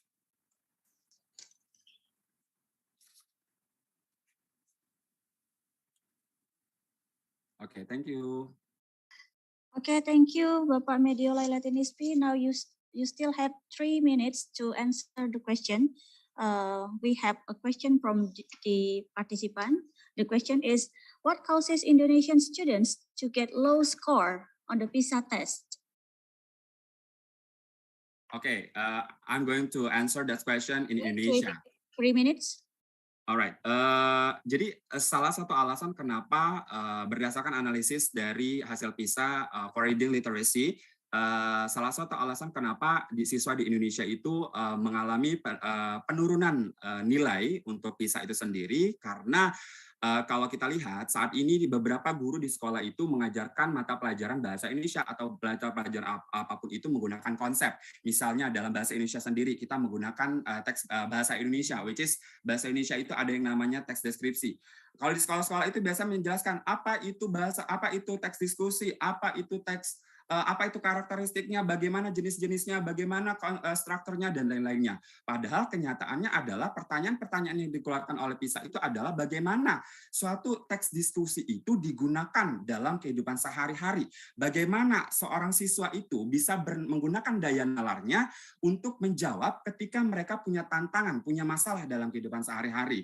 Nah, faktanya bahwasanya mereka hanya paham ini aja, paham konsepnya saja, paham materinya saja, tapi mereka tidak bisa mengimplementasikan materi tersebut dalam kehidupan nyata, dan mereka tidak bisa menggunakan daya nalarnya. Oleh karena itu, seharusnya guru bahasa Indonesia saat ini tidak lagi fokus kepada pembelajaran hanya sekadar teoritis, tapi bagaimana mereka bisa melatih kemampuan bernalarnya agar bisa ke depannya bisa naik levelnya atau naik peringkatnya. Terima kasih. Okay, that is very nice explanation from Bapak Medio Lailatinispi. Thank you very much. Now we have the second presenter, Ibu Elizabeth Meiskem Metilasut, who will present the paper entitled The Effect of Integrating ICT in Learning on Students' English Learning Achievement. To Ibu Elizabeth Meiskem, time is yours. Okay, thank you for the opportunity given to me. Hello, everyone. Hello. Would you like to open your PowerPoint, or Sure, can help us? Well, we can help you. I will share it. Okay, you will share it yourself. Mhm.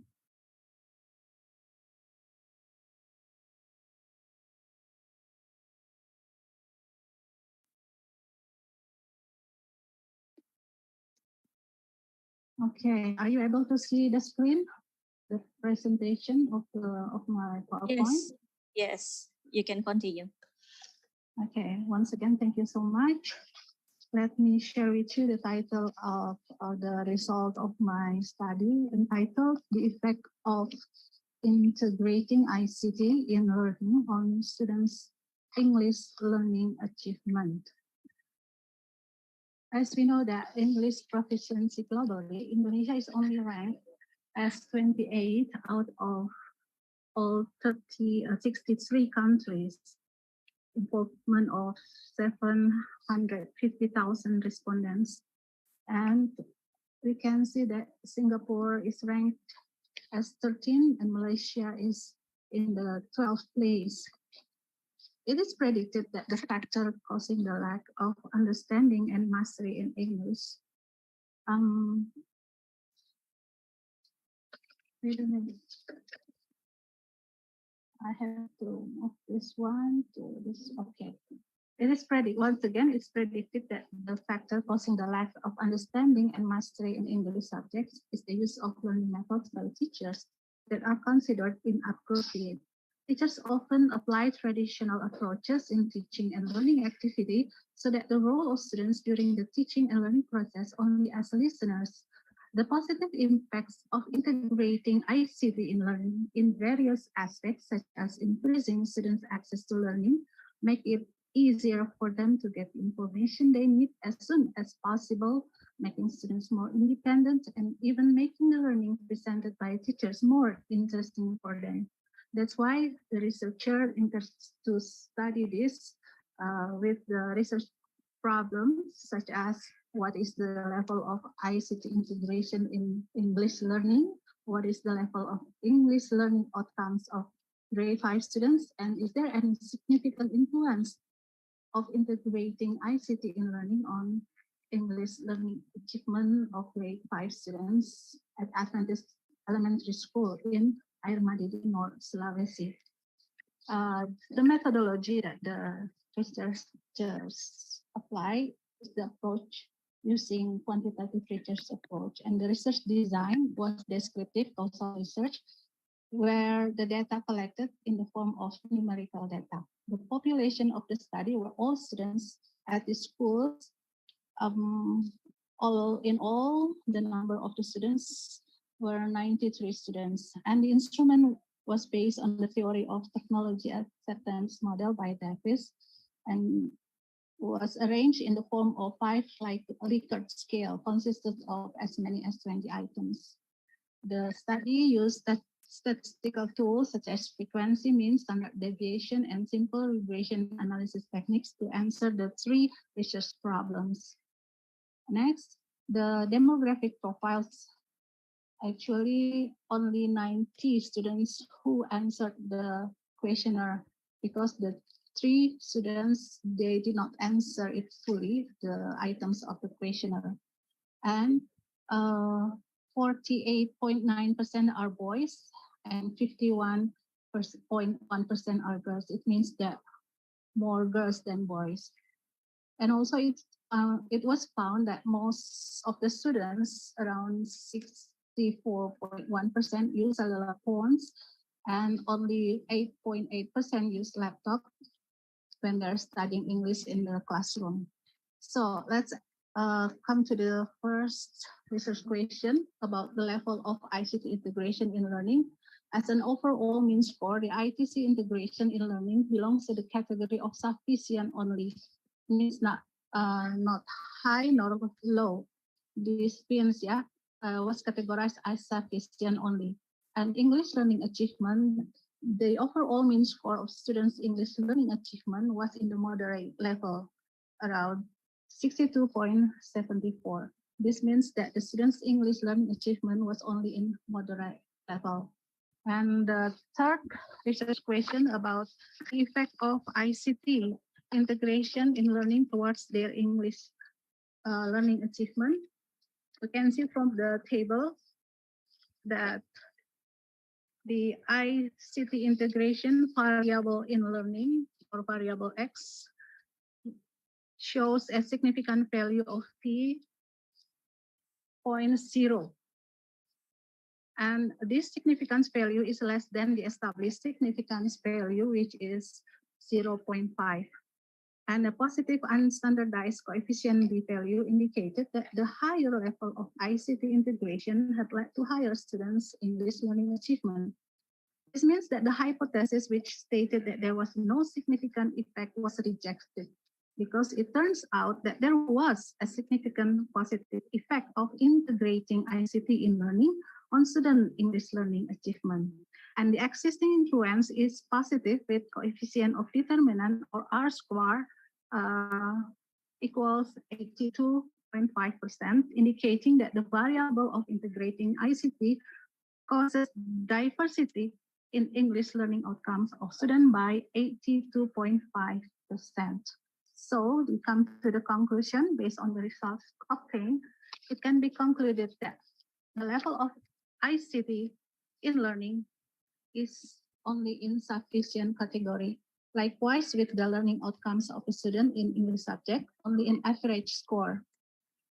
That is why the results of the hypothesis test prove that unsatisfactory learning achievement of English subject have something to do with the level of ICT integration in learning.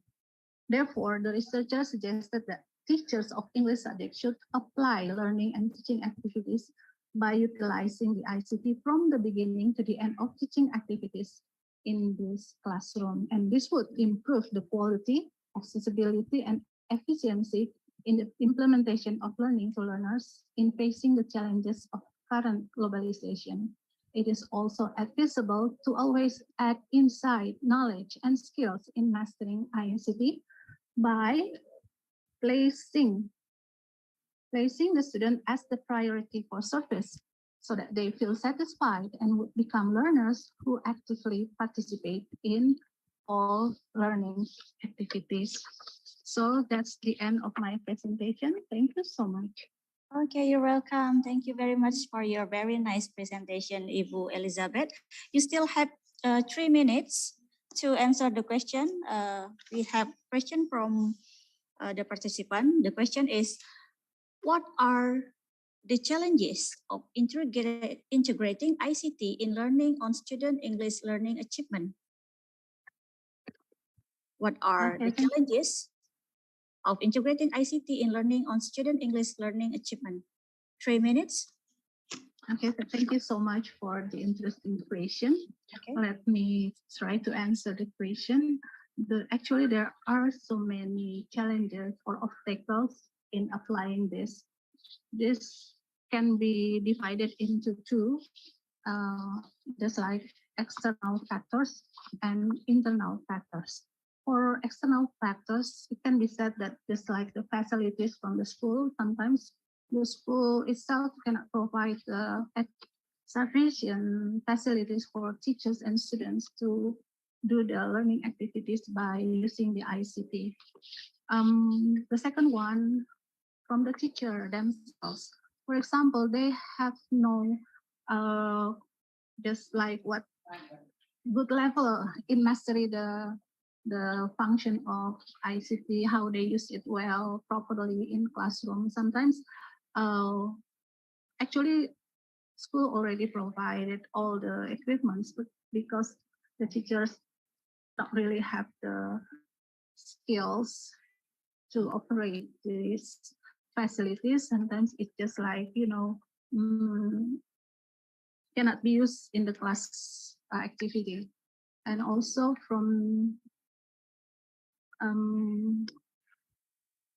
again, from the teachers, they have the feeling of, I don't have the capability of transferring the knowledge by using this equipment, so they just ignore it. And the second one, from internal factors from the students themselves. They have low motivation in learning. They have no interested in how to equip themselves with the knowledge, how to use the ICT.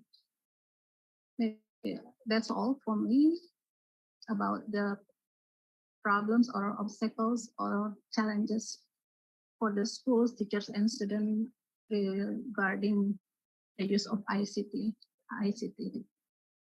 Okay, thank you so much, Ibu Elizabeth, for your very nice explanation.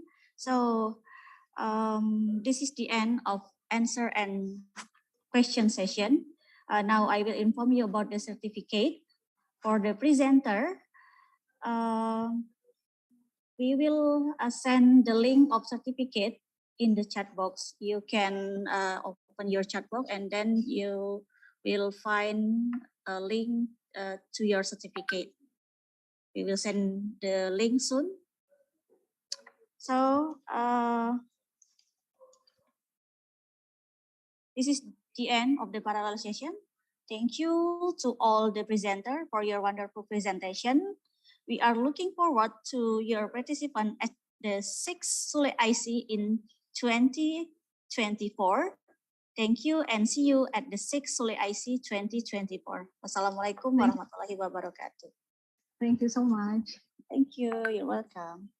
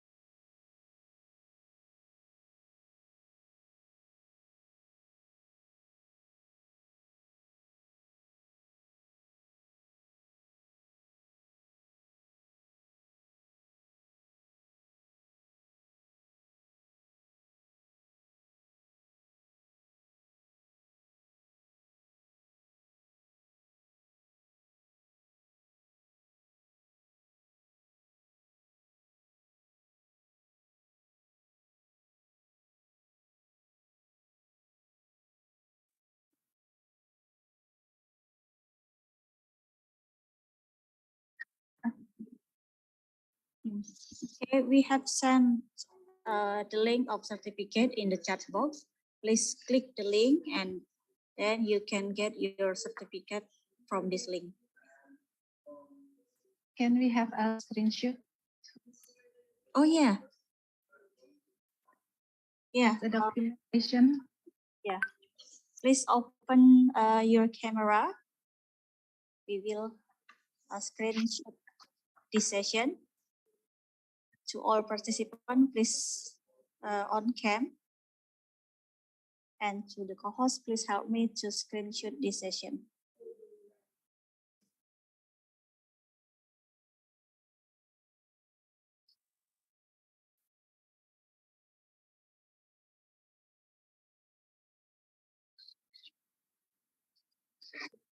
We still have session 3. Okay, thank you.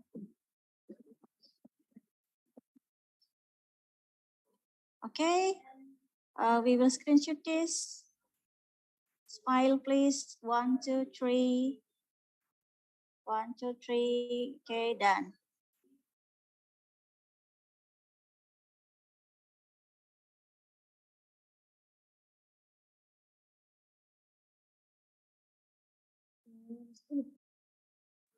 Okay, we will start the session 3 at 10 o'clock. So we still have 7 minutes.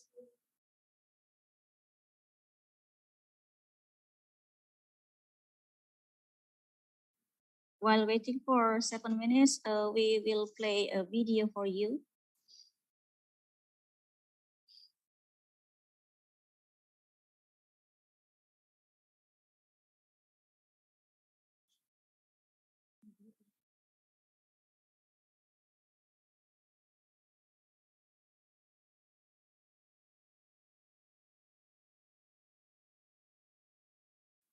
Okay, enjoy the video while waiting for the session 3. I'm so sorry, moderator. I would like to ask. Yeah. Where I can find the link to download the certificate. I tried to search in chat box, but I didn't find it. We already sent it to the chat box. We already sent it. Maybe you can see it again. Okay. You can check it again. Okay. Thank you very much. Thank you, Medio.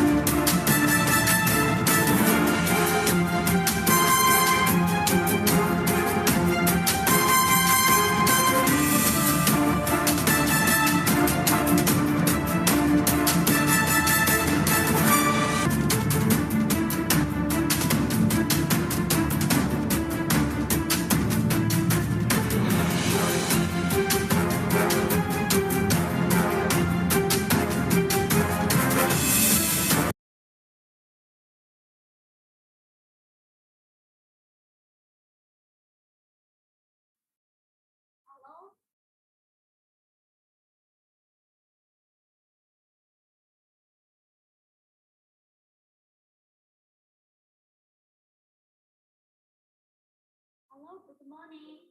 Hello, good morning. Listen to me. Hello.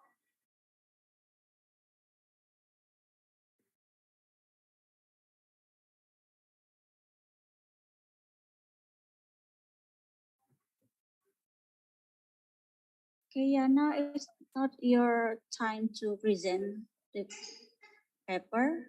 I think you are in other breakout room.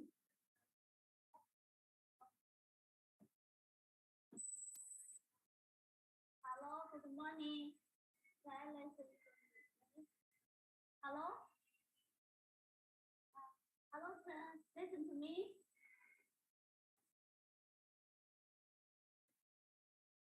Hello, everyone. Good morning. Yana, this is not your turn yet. Yes, yes. No, yeah.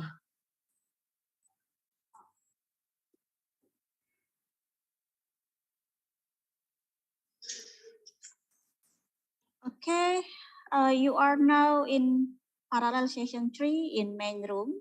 Still with me, Armelia, as your moderator. In this session, we have two presenters, and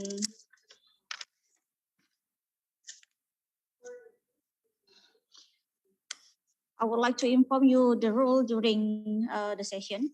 We will have panel format discussion for all presenters, and then question and answer at the end of the presentation. If you have any question for the presenter, please write it down in the chat box. First, we have Ibu Sari Silviani that will present the paper entitled Teaching About Climate Change in EFL Teacher Education, Curricular Engagement for Critical Awareness. To Ibu Sari Silviani, time is yours. How much time do I have, Army, for presentation? You have 7 minutes to Okay. Present and then 3 minutes to answer the question. Okay, thank you very much, Army, for opening my session. Assalamualaikum warahmatullahi wabarakatuh. Good morning, everyone.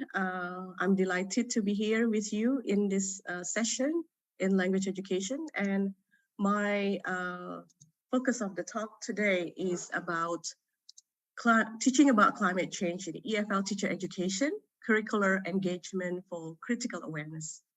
Next slide, please. Co-host, can you move to the next slide? Okay. So if you attended our invited speaker presentation yesterday in the first session with Kathy Trundle from United States, you might remember the topic about climate change. And in her talk, she showed the data about the large survey that we have from our collaborative research between United States and Indonesia, Sriwijaya University and Universitas State University. We survey teachers from different fields of study, for example, elementary education, language education, mathematics, and sciences study program. One interesting fact, one interesting data that we got from that is that pre-service teachers in language education have a good knowledge about climate change, but they didn't have, they didn't show participation or activism on climate change. So we think about this as something, sometimes we don't think about it as it's not something common in our field in language education, maybe. And many might think that this is about science only, or this is about the topic is more appropriate for the students in science. However, based on the analysis of the literature before, we can say that every teachers, including pre-service teachers in any field of study, are responsible to integrate climate change issues in their classroom. because we need interdisciplinary approach in mitigating the effect of climate change. So very little research actually address the issue of climate change in literacy and language education. However, with the Earth increasing climatic and ecological disasters, we have to do an active measure to mitigate the impact of climate change in our lives. So with that in mind, I incorporating this issue in my own classroom, and I call it as climate literacy projects. So this research is based on this qualitative research on curricular engagement regarding climate change projects. And I did this in my pre-service teachers class, in 2 classes actually last semester, in extensive reading course and creative writing course. And as the methodological analysis, I use multimodal discourse analysis. Multimodal discourse analysis was essential because the types of projects that I analyze includes digital artifacts, as well as 2-dimension like printed based artifacts, and also engagement in both online and offline classes. So with that types of data, multimodal discourse analysis helped me to think about what the data means. Okay, can we move to the next one? So the first thing that I'd like to share with you is the results from my class in extensive reading.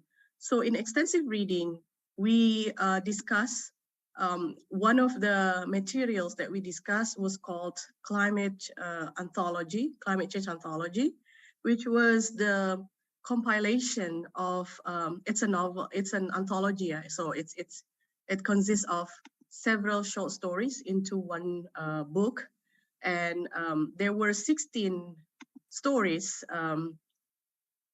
which was from the competition held by Arizona State University in 2016. So the winner of the writing competition, you know, they could publish their short story into the book, which is called Climate Change Anthology. And in our class, we use that as our group discussion. So students read the short stories and created a project based on their response, their literature response to the short story. And in that project, I was interested in looking at the trajectory of climate change awareness. I wanted to know how the pre-service teachers develop their awareness from engaging with the activities of discussion and then doing their project, which was done in a group. Because I had a smaller class, so I had a pair work, which consists of 2 students and only one group consisting of 3 students. And the results of that, I categorized the response based on 3 categories: the beginning, developing, and critical. So what does that mean as developing? So the response categorized into developing shows that responses not only focus on the explicit main ideas. Sorry, let me start from the beginning, yeah, because this is the lowest, yeah. So in the beginning, responses in this category focus mostly on the explicit main idea of the text and less elaboration of climate change issue. So this is like a common, you know, response, just knowing main idea, but not really so much on having the critical awareness of climate change. And then the second category is called developing. In this category, responses not only focus on the explicit main ideas, but also connection with the events related to climate change effect at the local, national, and international level. So for example, students can relate to flooding instances in Indonesia. For example, how does that relate to the flooding, discussing the story Aqua Alta, for example, which happened in Italy, and how they make meaning out of that connection. And then the the highest category is called critical. So responses in this category indicates critical evaluation of climate change effects, the socio-political factors embedded in the issue of climate change, and some changes in attitude or worldview as the result of the knowledge gained through reading. I don't really have a space to show you the example of the category, but I can read one of the response from students that I can put as a category in critical. Yeah. So, for example, this is the quotation. The story depicts the younger generation anger toward the older generation because of their action that caused damage to the earth. The characters in the story had to live in a floating boat in the middle of the rising sea, I mean, trying to survive in the harsh environment. The main issue in the story is that people's action oftentimes do not consider the future. They only want to gain something to fulfill their needs and desires without thinking about the negative consequence for the next generation and so on. So this is just showing that the response from the students show that they are aware of what happened in their own local context, as well as the larger political issue related to how people make decisions about climate change. Can we go to the next page, please? Co-host, can we move? Okay. Now here's the result from the second class. In creative writing, I encourage students to make a connected experience, what they have experienced on their own, and what meaning making that they have related to climate change. So one of the project is for them to create a children's picture book. So the first is, so there are many of them, so I'll just show two of them.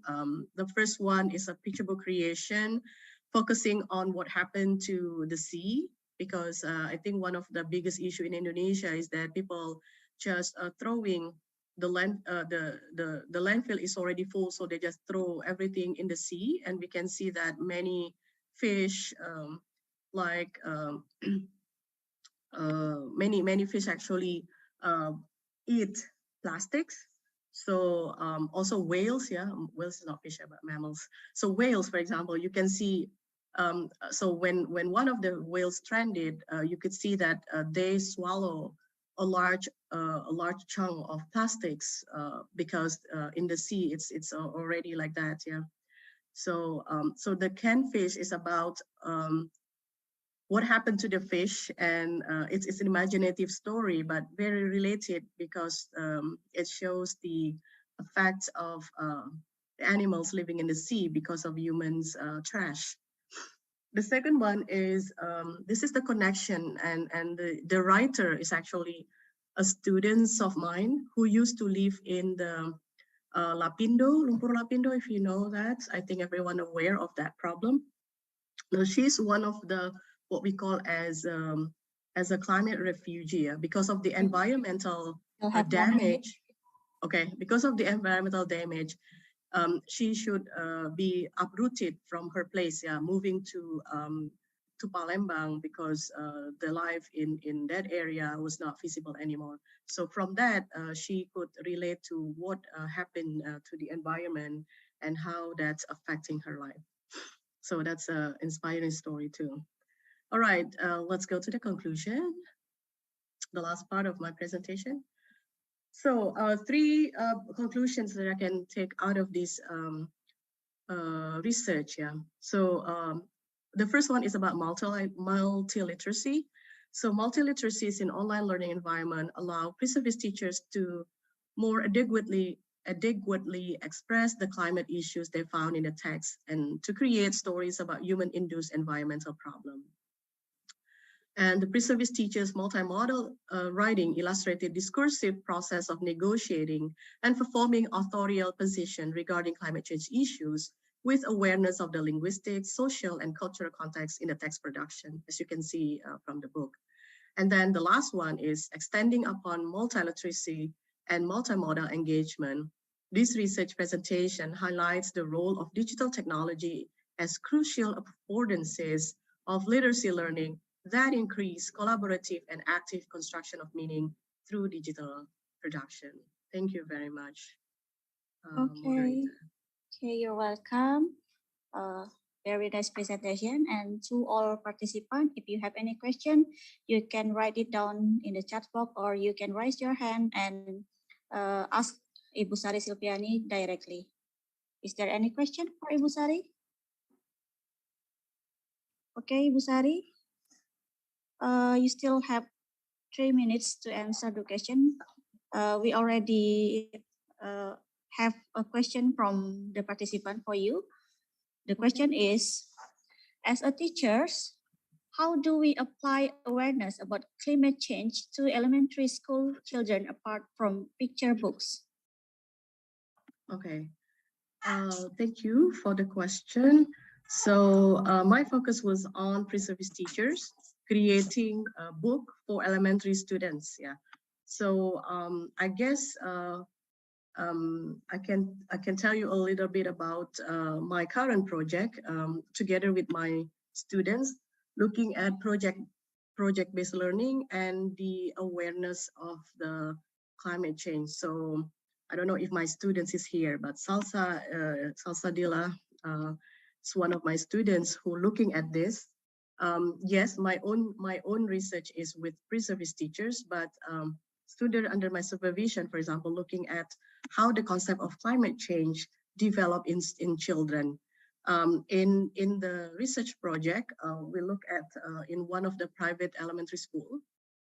So we introduce books and various teaching materials related to environment and climate change. Yeah, so in general, it's about environment, but specifically some discuss the climate change, and they read the books, have a meaningful discussion, and students were encouraged to think about how they can save their environments by doing things that they can do on their own. So, for example, they focused on using more life-saving energy devices like that, and that just show that discussing books with children can inspire them.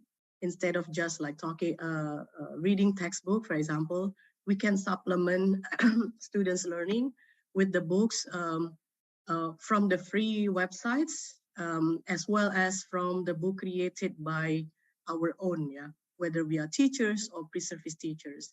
And my pre-service teachers have shown that they can, from the course, like creative writing, they can contribute by using the results or the product from their course to help with the teaching of climate change in elementary school.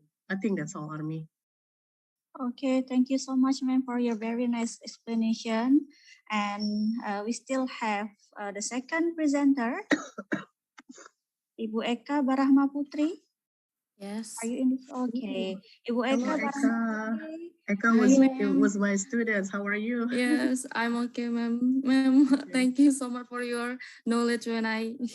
Oh, okay, sure. You give me so many information. Yeah, ma'am.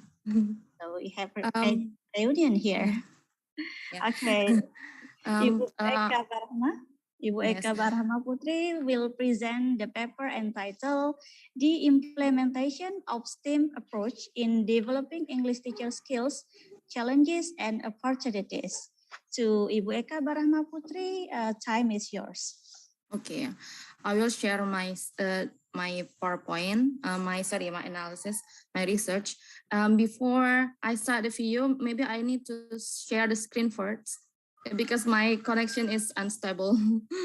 Okay. Okay, wait a minute.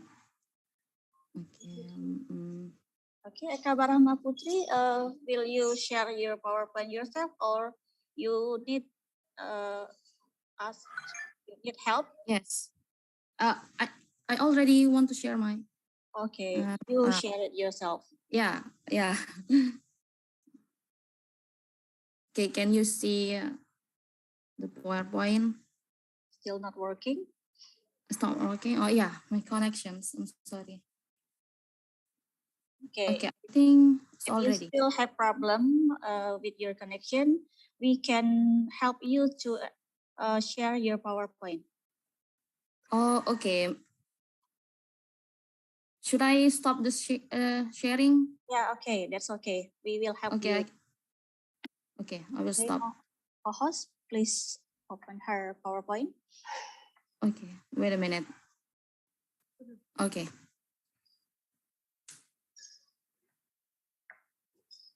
Okay, Ibu Eka Barahma Putri, this is your PowerPoint and it's your time to present your paper.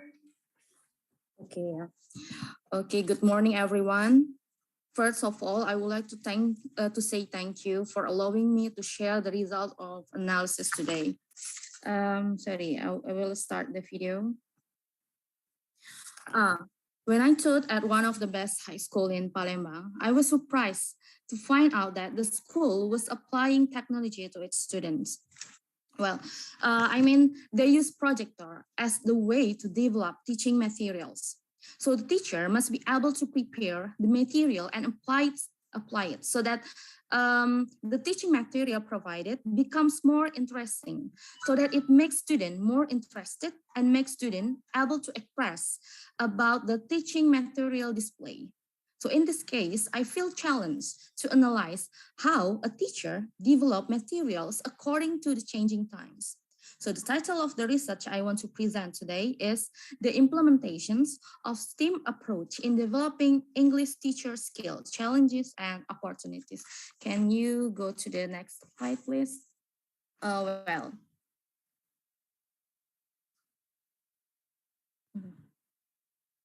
Okay, education in the era of globalization, as is today, requires school to be able to create students who are not only cognitively smart but also skilled.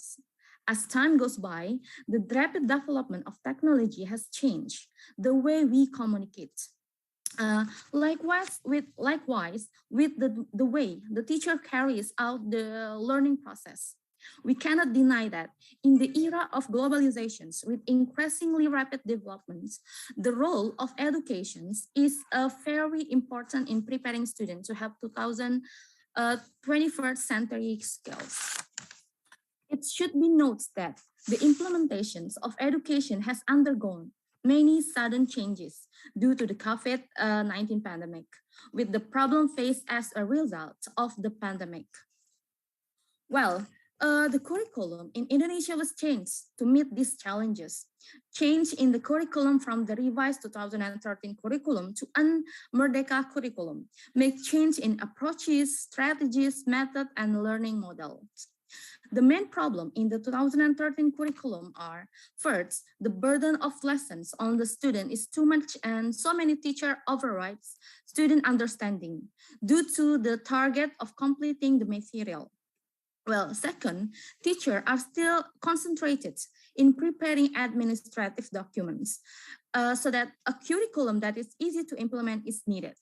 So the third, the 2013 curriculum doesn't provide a flexible for schools to increase creativity and innovations according to the needs of their environment, so that a flexible curriculum is needed. Well, Merdeka curriculum is the solution of this problem. Merdeka curriculum is defined as a learning design that provides opportunities for students to study in a calm, relaxed, fun, stress-free, and pressure-free manner. To show their natural talents. Learning with freedom emphasizes individuality and originality. Well, so one of the promising ways to show, to train such a specialist is STEAM education. which combines science, technology, engineering, arts, and mathematics. So learning English as a foreign language is not easy. Learning English is for a specific purpose, such as English for business, also take efforts, especially for those who are not currently studying in English with a little background knowledge of English. So students with low English skill need to learn basic things when learning a language, especially like vocabulary, because it's provide many options for those who want to learn the language. So the needs for English teacher to find the right method so that the STEAM approach can be realized properly and correctly. So this study aims to find out how the implementations of the STEAM approach in developing the ability of English teachers and the challenges faced by English teacher in developing materials according to the needs of students in study era, such as listening, reading, speaking, writing, which aims to solve social problem complex problems. Well, the third slide, please. Okay, well, this analysis is the results of analysis of other research. So literature study is aimed at summarizing. Well, so this literature was reviewed based on the method, year, publication, and finding main findings.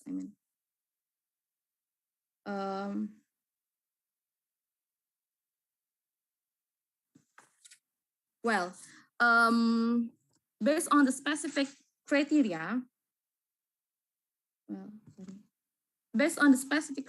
including learning with the STEAM model and English instructor capacity to create a STEAM-based curriculum, source, model, and English instructor capacity to create STEAM-based curriculum, source are assessed for fiability and relevance. So 6 papers were chosen for the evaluations process based on the predetermined categories and serve a source for these literature studies. Well, the next slide, please. Well, based on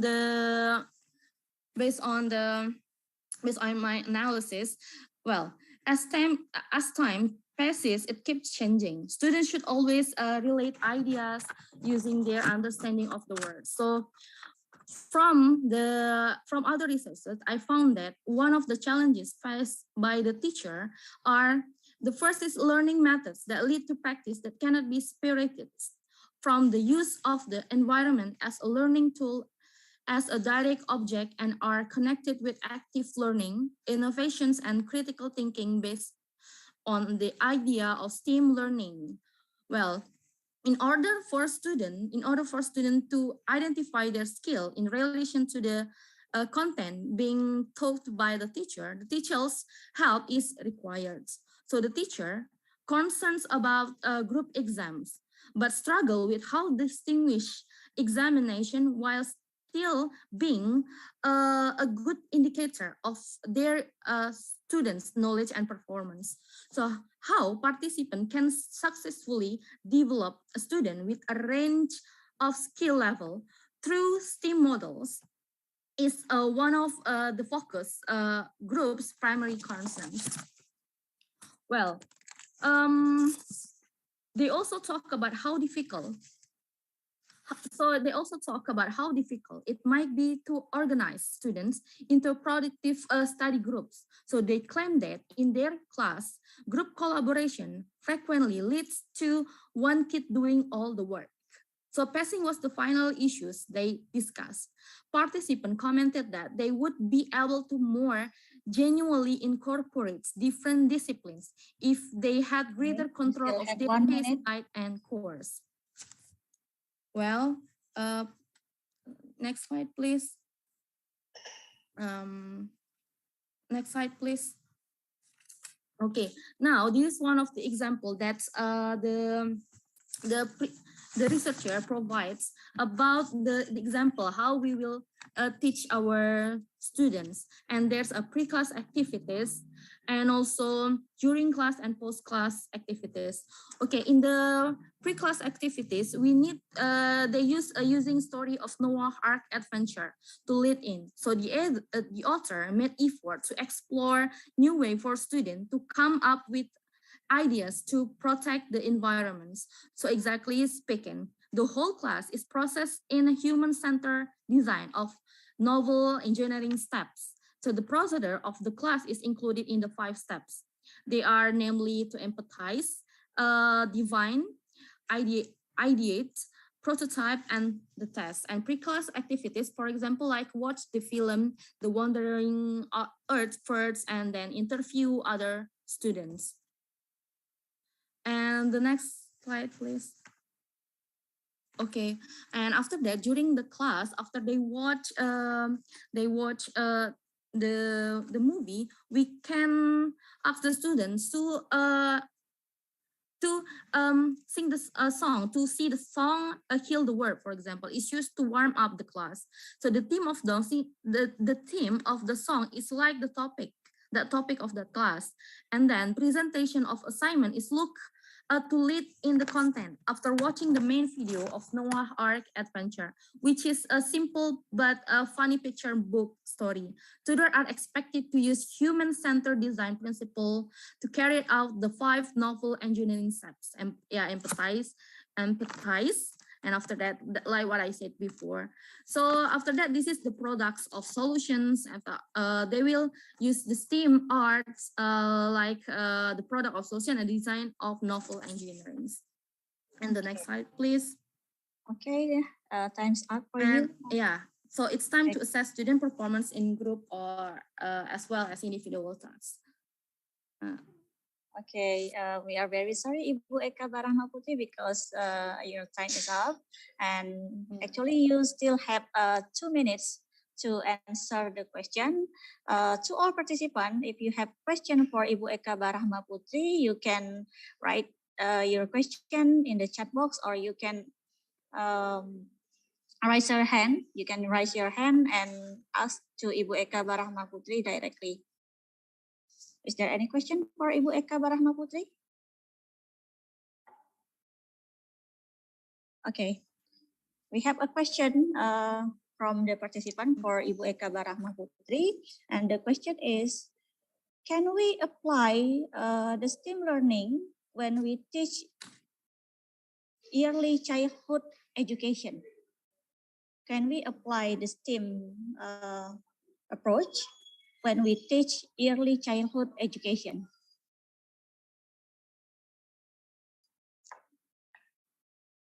Hello, Ibu Eka Barahma. Do you get the point? Kayaknya terputus ya. I think the internet connection was the screen is freeze. Oh yeah, you can see it. Yeah.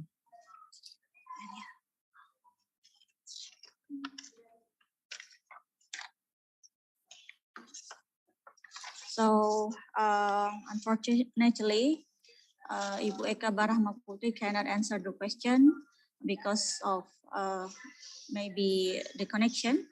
So this is the end of parallel session. I will inform you about the link for certificate. So you can find the certificate for presenter in the chat box. We will send you the link in the chat box and also to email. Hello. Oh yeah, Ibu Eka. What happened with my connections? Yeah, it's leave. I don't know exactly what happened. So can you repeat the question, please? Okay. We still have time for you to answer the question. The question is, can we apply the STEAM approach when we teach early childhood education? Okay, thank you so much for the questions. Well, before I want to analyze this research, I want to analyze about the children. Yeah. So that's why when we know that STEAM is learning center for different subjects where students can use their hands and brains, and students must practice the knowledge and they learn. So I think for early childhood, it's really important for them to use their hand and brains, because the STEAM, there's an art. So it's very important for the early childhood. Why? Because nowadays there's so many children that have a problem when they are, for example, like speech delay. So I think this is really important to help the children. Maybe we need to change the topic. For example, like in this in my analyzing, this is about the Noah Arts Adventure. Maybe we can simplize. I mean, menyederhanakan, make it simple. Yeah, to use early childhood. Yeah, I think. Yeah. Okay, thank you very much for your explanation, Ibu Eka Barahma Putri. So this is the end of the parallel session. Thank you all the presenters for your wonderful presentations. We are looking forward to your participation at the 6th SULE IC in 2024. Thank you and see you at the 6th SULE IC 2024. Wassalamualaikum warahmatullahi wabarakatuh. Waalaikumsalam warahmatullahi wabarakatuh. Thank you, Army, for a great moderation. You're welcome, ma'am.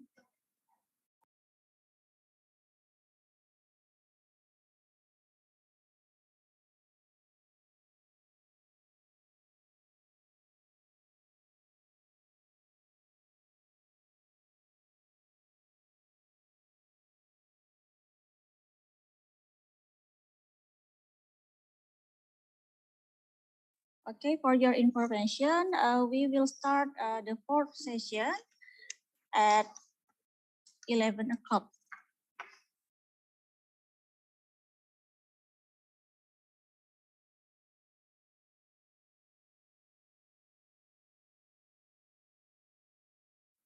And while we are waiting for the 4th session, we will play a video for you.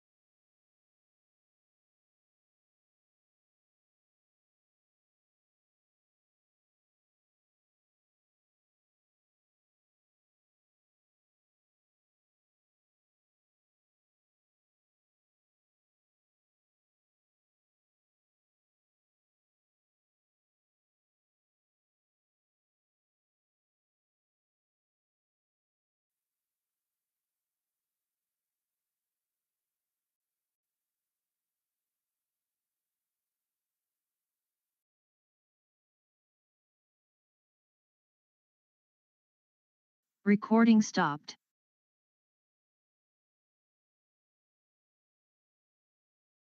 Recording in progress.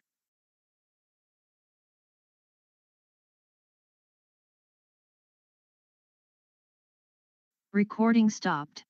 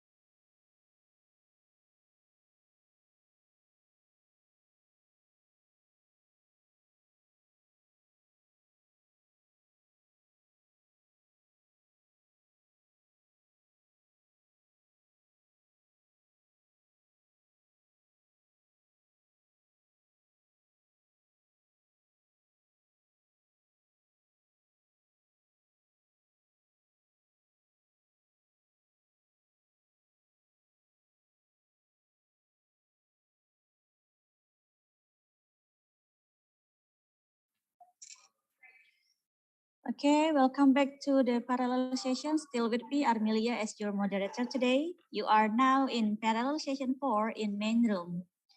In this session, we have some presenters. I will call one by one the presenters, and please for the presenter say present, yeah. First, we have Fitri Ramadhani. Present. Okay, thank you. Next, we have Arika Sari. Yes, present. Okay, special for Arika Sari, we still don't have your PowerPoint. Would you like to send us your PowerPoint, or you can open it yourself? Oh, actually, I have uploaded my PowerPoint this morning. But okay, I will show it now. Okay, no, you can resend it to the committee, or you can resend it to the chat box. It's okay. And next we have Ibu Hafiza. Ibu Hafiza, are you in the Zoom? Yes. Okay, thank you, Ibu Hafiza. Next we have Valencia Putri. Yes, I'm here. Okay, thank you. Next we have Ibu Cecil. Ibu Cecil, are you in the Zoom? Recording in progress. Ibu Cecil? Oh, Ibu Cecil already in the Zoom, but she doesn't active her microphone. Okay, and next we have Ainun Mardia. Yes, present. Okay, thank you. Thanks for your confirmation. So I would like to inform you the rule during the session. We will have a discussion for all presenters. You have 7 minutes. Yeah, you have 7 minutes to present your paper, and then you have 3 minutes to answer the question from the participant. And for the participant, if you have any question for the presenters, please write it down in the chat box, or you can raise your hand and ask the presenter directly. Okay, can we start? Okay, we start the parallel session with the first presenter, Fitri Ramadhani and Bapak Mudi Mulyono, who will present the paper entitled Design of Mathematical Learning Activities on Number Pattern Material that Integrated Digital and Conventional Media to Support Mathematical Literacy Ability. To Fitri Ramadhani and Bapak Mudi Mulyono, time is yours.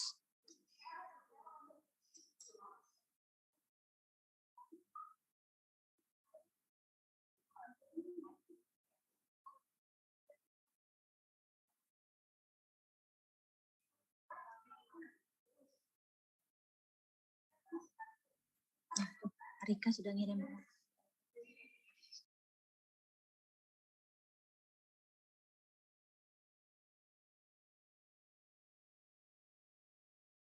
Okay. Now, Assalamualaikum warahmatullahi wabarakatuh. Good afternoon, everyone. Now I will present my paper about. I'm so sorry.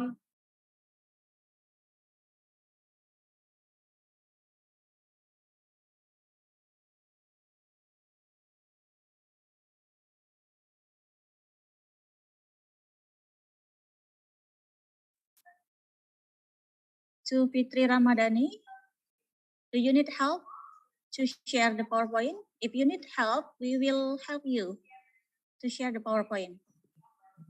Okay, I think I need your help to share the PowerPoint. Okay, thank you for your confirmation. Co-host, please open the PowerPoint for Ibu Fitri Ramadhani. Okay, Ibu Fitri Ramadhani, you can go on your presentation. Okay, good afternoon, everyone. Now I will presenting about design of mathematics learning activities on number pattern material that integrate digital and conventional media to support mathematical literacy ability. Fitra Madani Budi Mulyono, Sriwijaya University. Next, introduction, the importance. Okay, please per point. Okay, the problem. Okay, the importance to 21st century skill. To 21 century skill are skills that must be mastered by students, and the real goal of the curriculum 2013 is that students are able to master communication, collaboration, critical thinking, and problem solving, creativity, and innovation. In the 21st century, literacy is an important thing because literacy is contained in 16 skills that must be mastered by students, such as basic literacy skill, competence, and character mastery. But we have the 4 problems. First, low student mathematical literacy ability from PISA and TIMSS results. And the student still had difficulty in formatting and presenting problems related to exciting problems. Students still had difficulty in determining problem-solving strategies, and students cannot draw conclusion from the problem that exists on the topic of number pattern. And third, the mathematics teacher who are not accustomed to providing contextual problem, and the teacher also only use conventional learning. So from this problem, I have a solution that mathematics learning activities on number pattern material that integrate digital and conventional media to support mathematical literacy ability. In the last 10 years, the goal of education has been to transition of formal or conventional learning to interactive learning or digital learning. Okay, next.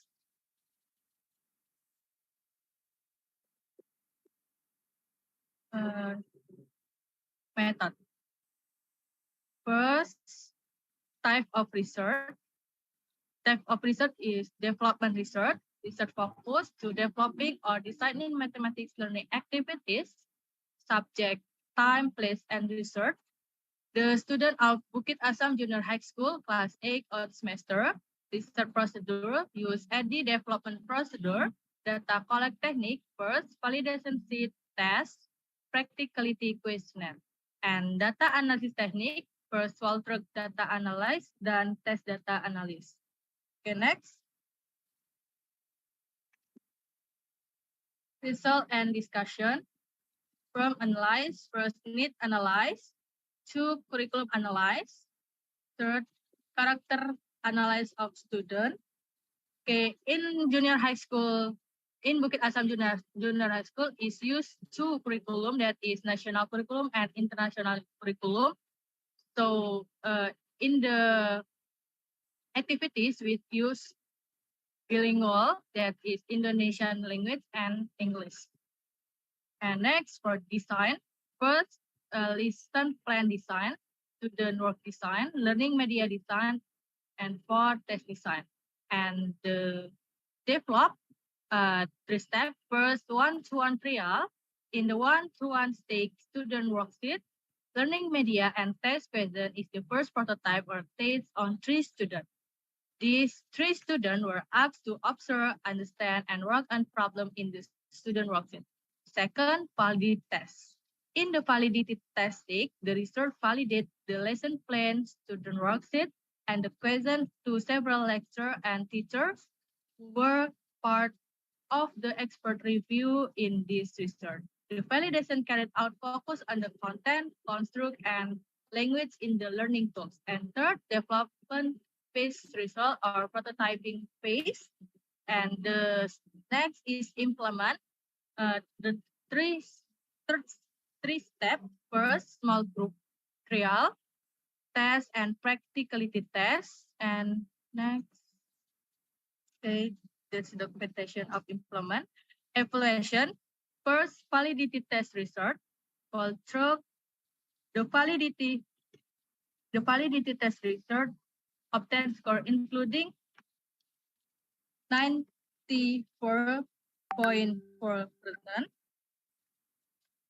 for lesson plan meeting 1, 95.5% 8% for lesson plan meeting 2, 95.8% for student worksheet meeting 1, 97.9% for student worksheet meeting 2, and 100 for the question. And for the test result, the score of mathematical literacy ability was 80.4%, and the practical test result, the practicality question data obtained with score 81.9%. Okay, next. Okay, this the prototyping of this result. Okay, this prototyping of LKPD. Okay, we are very sorry, Ibu Fitri, because time's up. You cannot continue your present, but you can answer the question. You have question from Medio Latin SP. The question is, do you think that validity by using ANA test to see the quality of the question is important, that we have to look on the research? To Ibu Fitri, please answer the question.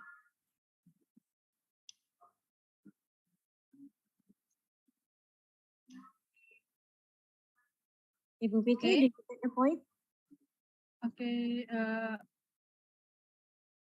Okay. Thank you for the question.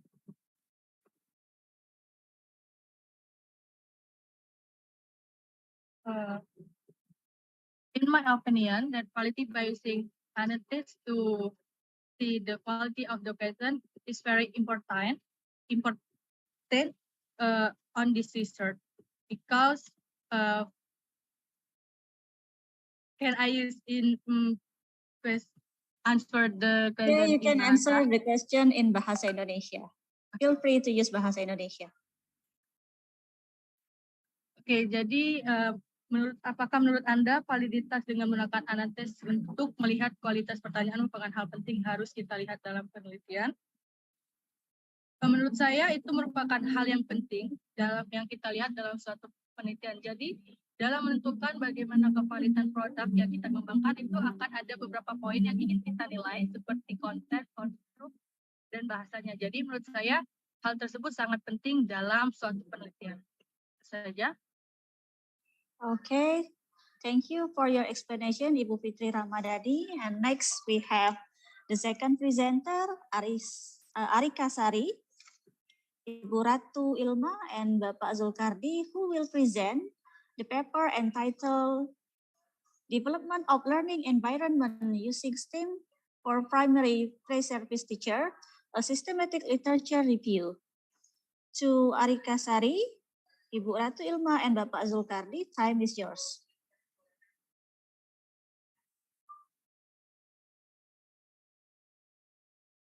To co-host, please help to open PowerPoint for Ibu Arika Sari.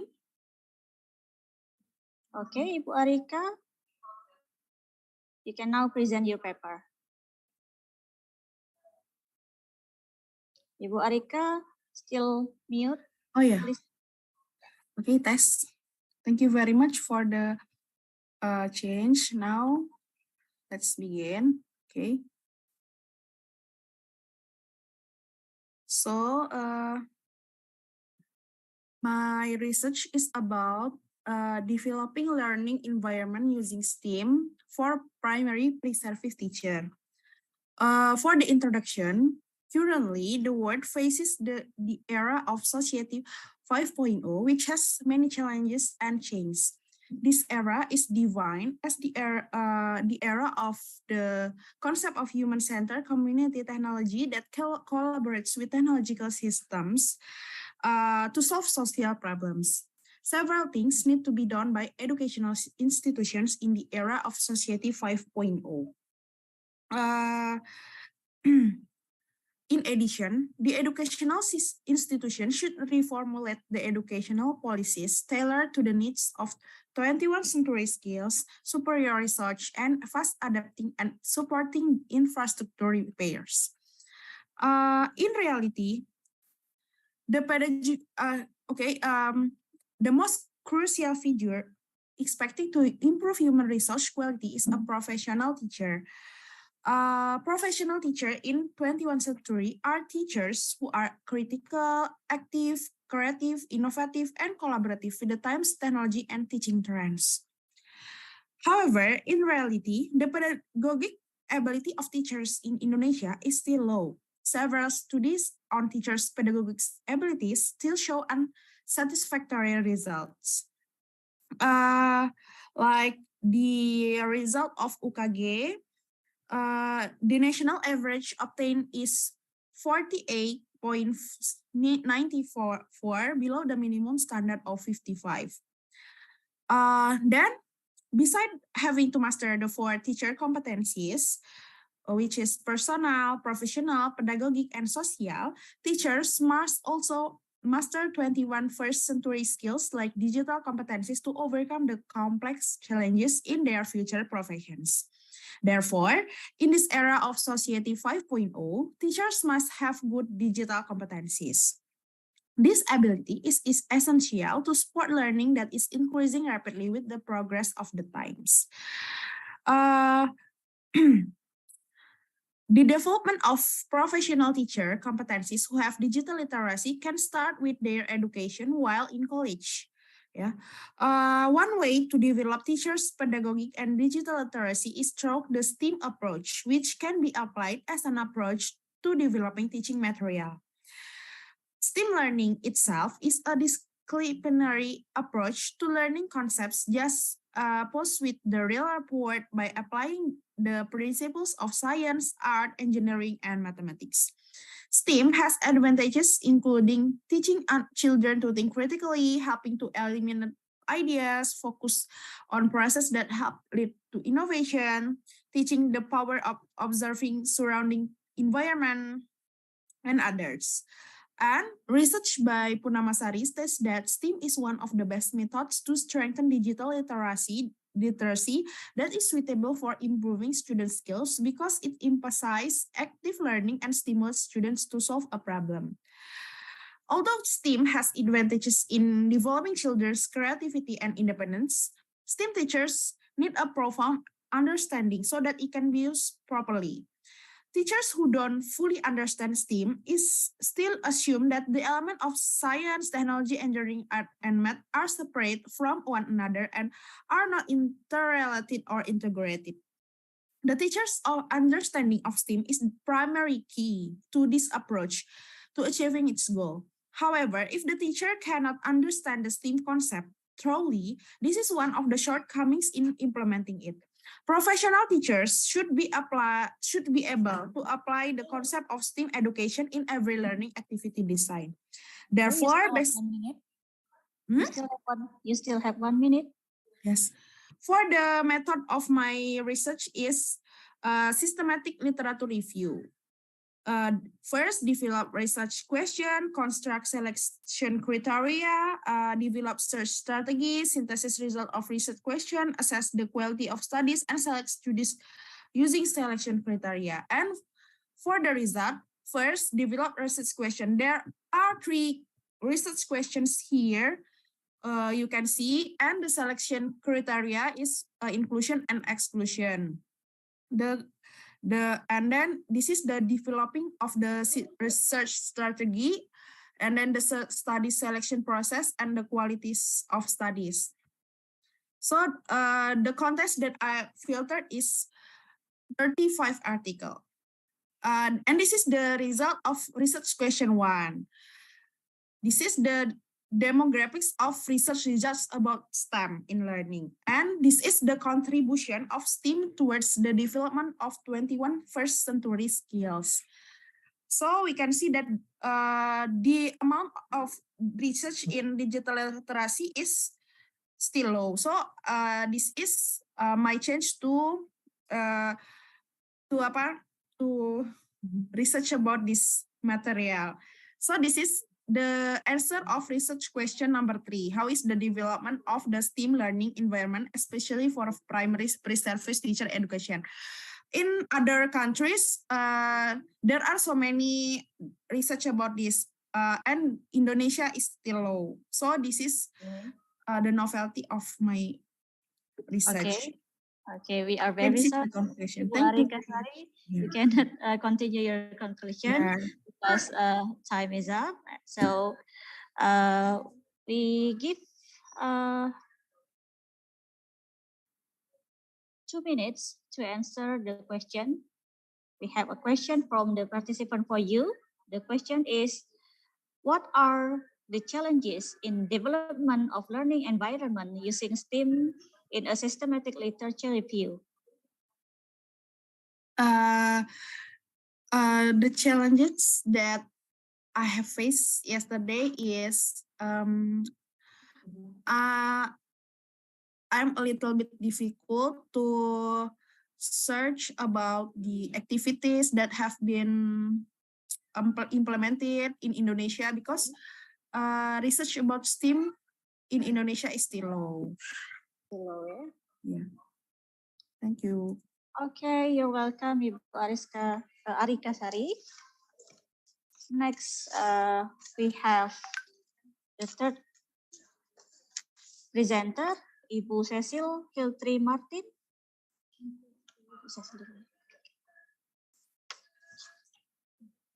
Oh yeah. To Ibu Arika Sari, please close your PowerPoint. Now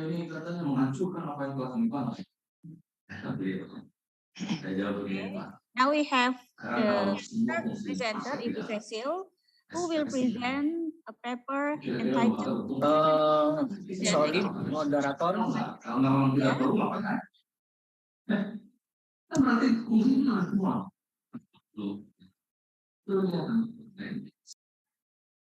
Okay. Okay.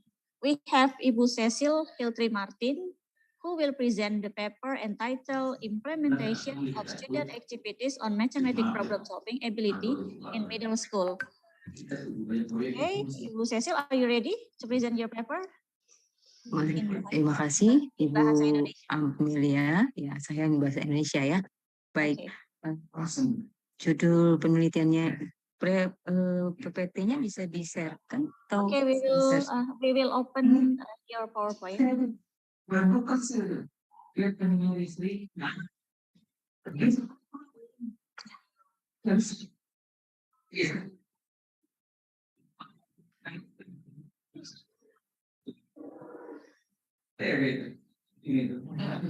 Here, okay, here you are. Jadi penelitian ini judulnya adalah implementasi aktivitas siswa dengan pembelajaran ini setelah di sekolah menengah. Sebagai pendahuluan, kita tahu bahwa salah satu bisa di next ya. Salah satu mata pelajaran yang wajib diambil siswa di sekolah itu adalah matematika. Dan kita tahu beberapa siswa itu menyukai matematik ya, sementara yang lain itu mengalami kesulitan dalam mata pelajaran ini. Di sini selanjutnya kita tahu bahwa siswa itu perlu belajar matematika karena pentingnya matematika dalam keseharian mereka. Pengetahuan dan keterampilan matematika itu membantu mereka dalam kehidupan sehari-hari. Ya. Nah, kemudian kita tahu juga bahwa pemecahan masalah matematika itu merupakan aspek penting dalam pembelajaran yang menuntut siswa untuk berpikir. Nah, sayangnya dalam pekerjaan sehari-hari siswa itu menunjukkan kesulitan memecahkan masalah, ya. Bahkan ketika mereka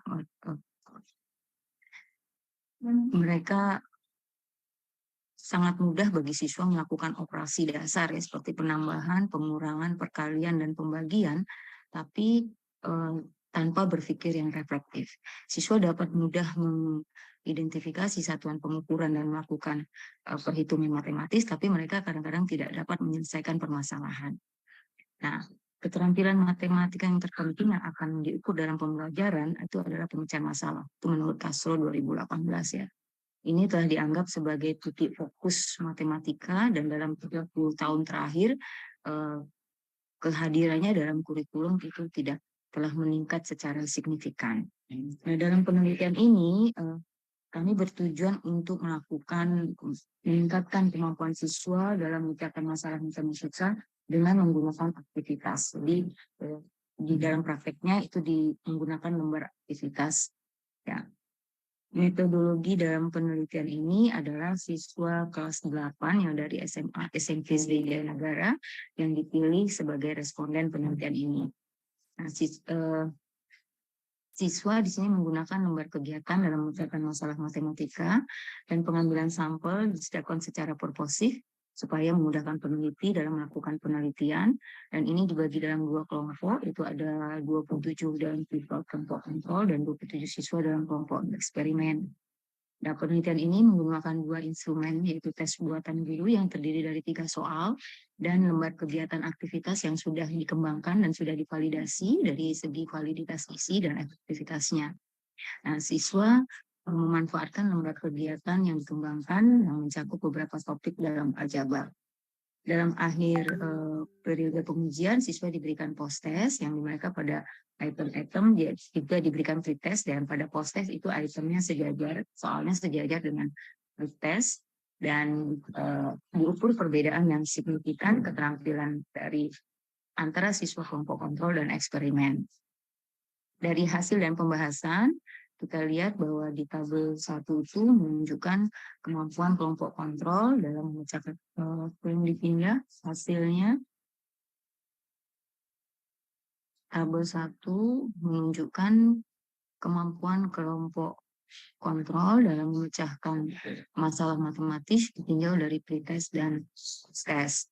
Nah, dari tabel ini menunjukkan bahwa kelompok kontrol mampu memperoleh nilai post-test yang lebih tinggi dari pretest yang ditunjukkan dengan tingkat keterampilannya yang pada luar biasa, itu yang mulanya 0 menjadi 1, kemudian sangat memuaskan dari 2 menjadi 6, dan seterusnya cukup memuaskan dari 15 menjadi 16, kemudian kurang memuaskan tidak ada, kurang memuaskan dari 10 berkurang menjadi 4, dan tidak ada yang mendapatkan skor kisaran 0 sampai 5, maaf itu 0 sampai 5 yang ditafsirkan tidak memuaskan. Kemudian untuk kemampuan kelompok eksperimen dalam memecahkan masalah matematika, ini juga bisa dilihat bahwa ada dari pretest dan post-test. Dipindah itu tolong. Ya. Pada kelompok eksperimen mampu memperoleh nilai post-test yang lebih tinggi daripada pretest yang ditunjukkan dengan tingkat kemampuan mereka. Pada 1.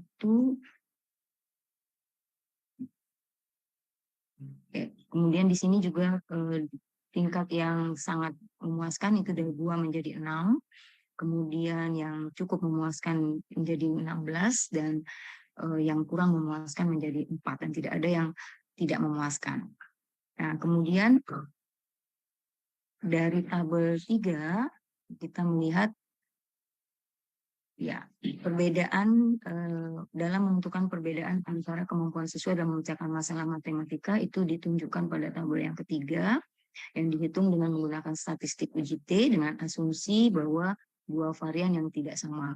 Nah, didapat nilai prehitungnya itu kita lihat di sini 7,567 untuk kelompok eksperimen dalam pretest dan post-test. Ini lebih besar dari nilai kritisnya 2,014. Nah, berdasarkan yang data yang dianalisis itu, maka menunjukkan bahwa ada perbedaan yang signifikan dengan memberikan tanda negatif ya terhadap kemampuan itu.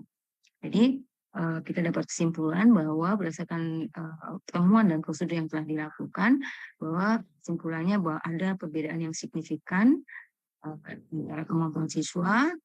Oleh sebab itu, hipotesis mengatakan bahwa lembar aktivitas tidak berpengaruh secara signifikan terhadap kemampuan siswa dalam memecahkan masalah, itu ditolak. Nah, sebagai rekomendasi, maka direkomendasikan kepada guru matematika itu harus menilai terlebih dahulu keterampilan pemecahan siswa atau pemecahan masalah siswa mereka, kemudian memberikan lebih banyak wawasan tentang diskusi tambahan dan strategi pengajaran yang lebih baik, yang ini akan membantu siswa meningkatkan keterampilan pemecahan masalah matematika mereka. Demikian, Ibu Moderator, terima kasih. Okay, thank you so much, Ibu Cecil, for your very nice presentation. And to all participants, if you have any question for Ibu Cecil, you can write the question in the chat box or you can raise your hand and ask Ibu Cecil directly. Is there any question for Ibu Cecil? Anyone?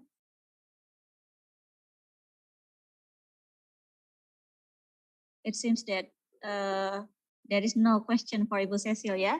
Is it okay, Ibu Cecil? We can go on to the next presenter if we don't have. Okay. Terima kasih. You're welcome, Ibu Cecil. Okay, next we have Ibu Hafiza, but we got information from Pak Budi. Yes, I am. Yeah, is it I'm right? going to present the paper from Ibu Hafiza. Okay, you will present the paper from Ibu Hafiza, yeah? The paper entitled Students' Numeracy Skill in Solving Problems in Family and Personal Context, Communicate Mathematical Ideas. To Bapak Budi Mulyono, time is yours. Thank you, Budi, moderator. yeah. I'm going to share the PowerPoint by myself. Okay, it's okay to share the PowerPoint yourself. Can you hear my voice clearly? It's a little bit clear. Now we can hear you. Okay, you can go on your What about presentation. the slide of Yeah, we can presentation? see. Yeah, we can see your PowerPoint clearly. Okay.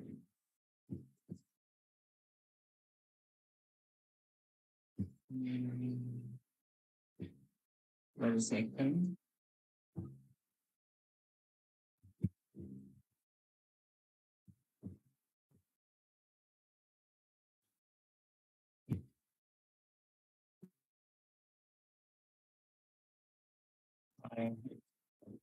Problem. Okay, Bapak Budi Mulyono, you have 7 Okay. minutes. You have 7 minutes to Thank you. present. 7 minutes. Yeah. The paper title is Students' Numeracy Skill in Solving Problems in Family and Personal Context. Communicate Mathematical Ideas. Numeracy is the ability of students to access, use, interpret, and communicate mathematical information and idea in solving mathematical problems based on the PIAAC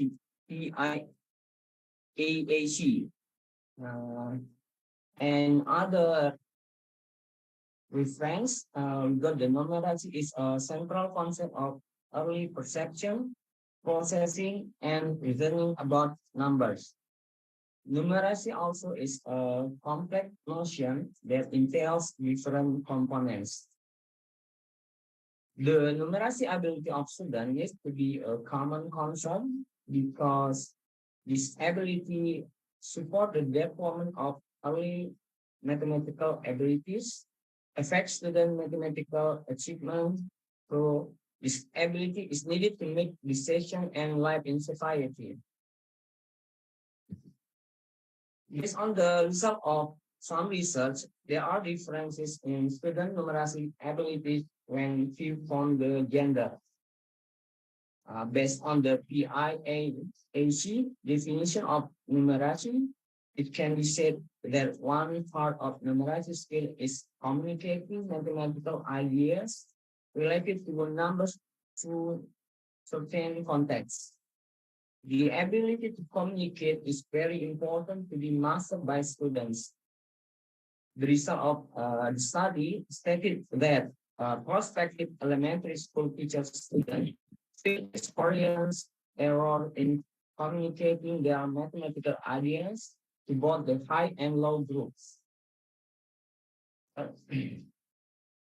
Other research found that elementary school teachers candidate made mistake in using symbols. The meaning of symbols here may be a mathematical expression. Likewise, research conducted student teachers ability student teachers candidates do not yet have good numeracy skill. These findings of course be a question. What about the students? If there are still error at the student level.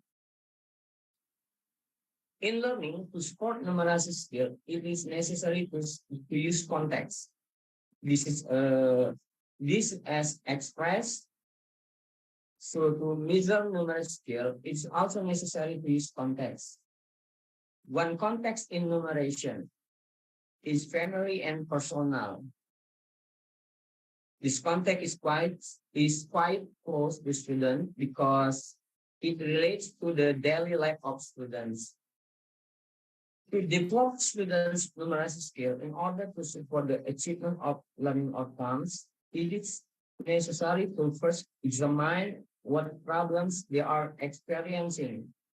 For this reason, this research was conducted by analyzing the numeracy skill of students, especially in communicating mathematical ideas.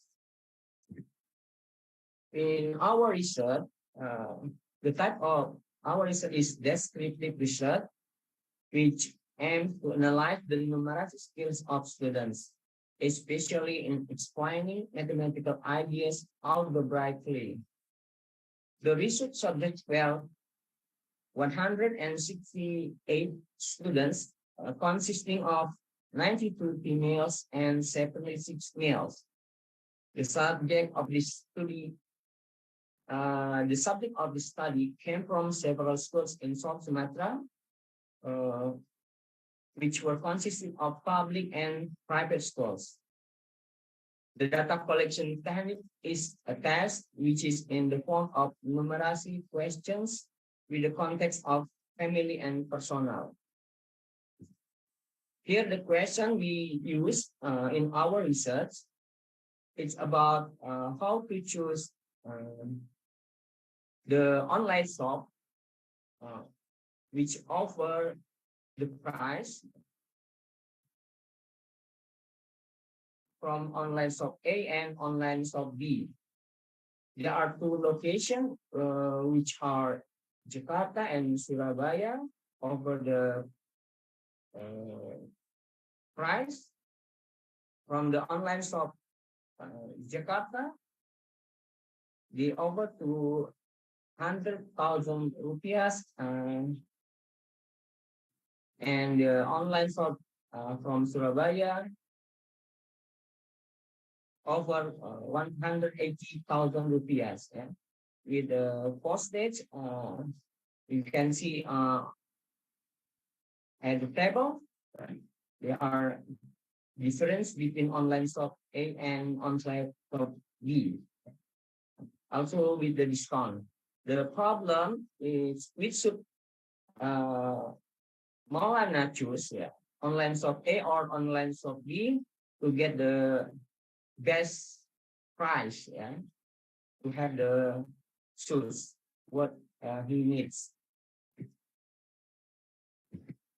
Okay, from the questions, students are asked to describe their mathematical ideas algebraically to support their arguments in deciding to choose one of the existing online shops.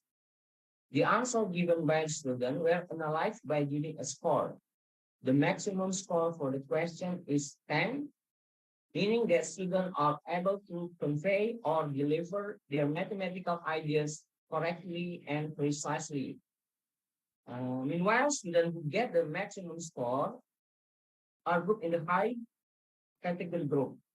For students with the answer they have led to the right but still have some errors, they will give a score between 5 and 9 is given by according to the least error. Students with the score are grouped in the medium category. And for students who score below 5, they are grouped in the low category. Here the result of the student answer based on the achievement of the student.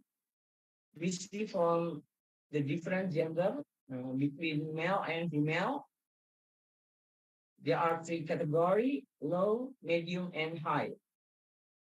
We can see that from the low category,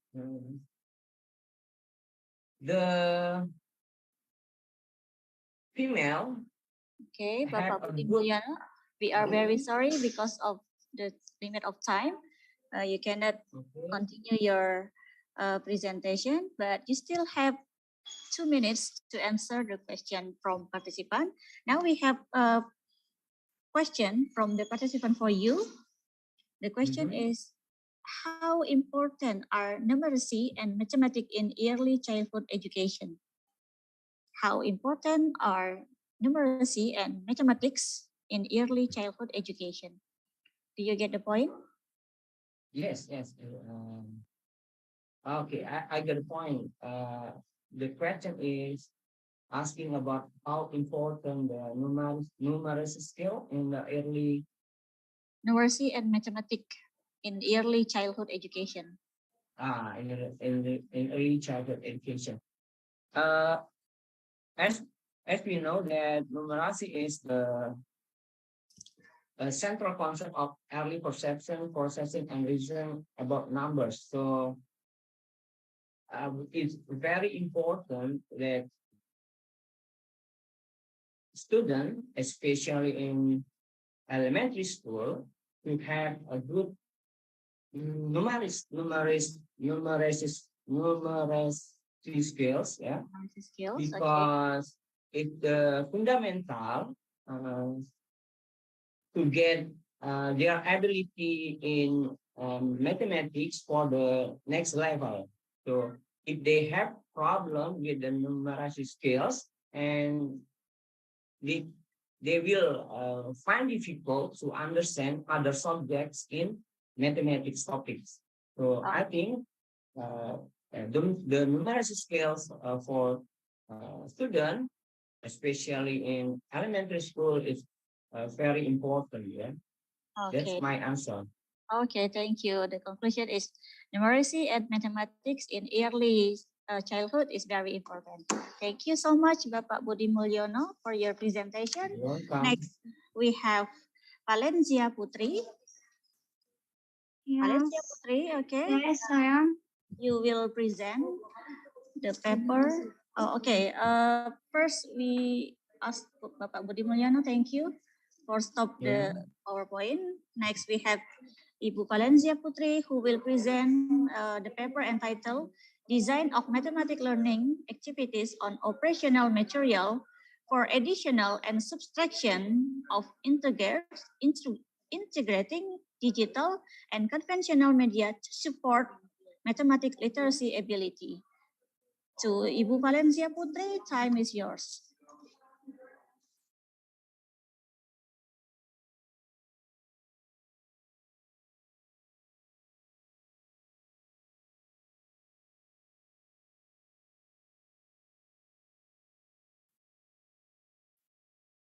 Okay, Bu Valencia, you have 7 minutes to present this paper, and then you have 3 minutes to answer the question. Okay, thank you, moderator. Assalamualaikum warahmatullahi wabarakatuh. My name is Valencia Putri from the Mathematics Education Faculty of Teacher Training and Education, Sriwijaya University. I will present the result of my research entitled The Design of Mathematical Learning Activities on Operation of Addition and Subtraction of Integer Material that Integrate Digital Media and Conventional for Supporting Mathematical Literacy Ability, with my supervisor, Mr. Dr. Budi Mulyono, MSc. Okay, right away. This research is based on the importance of adding and subtracting integer operation and mathematical literacy ability.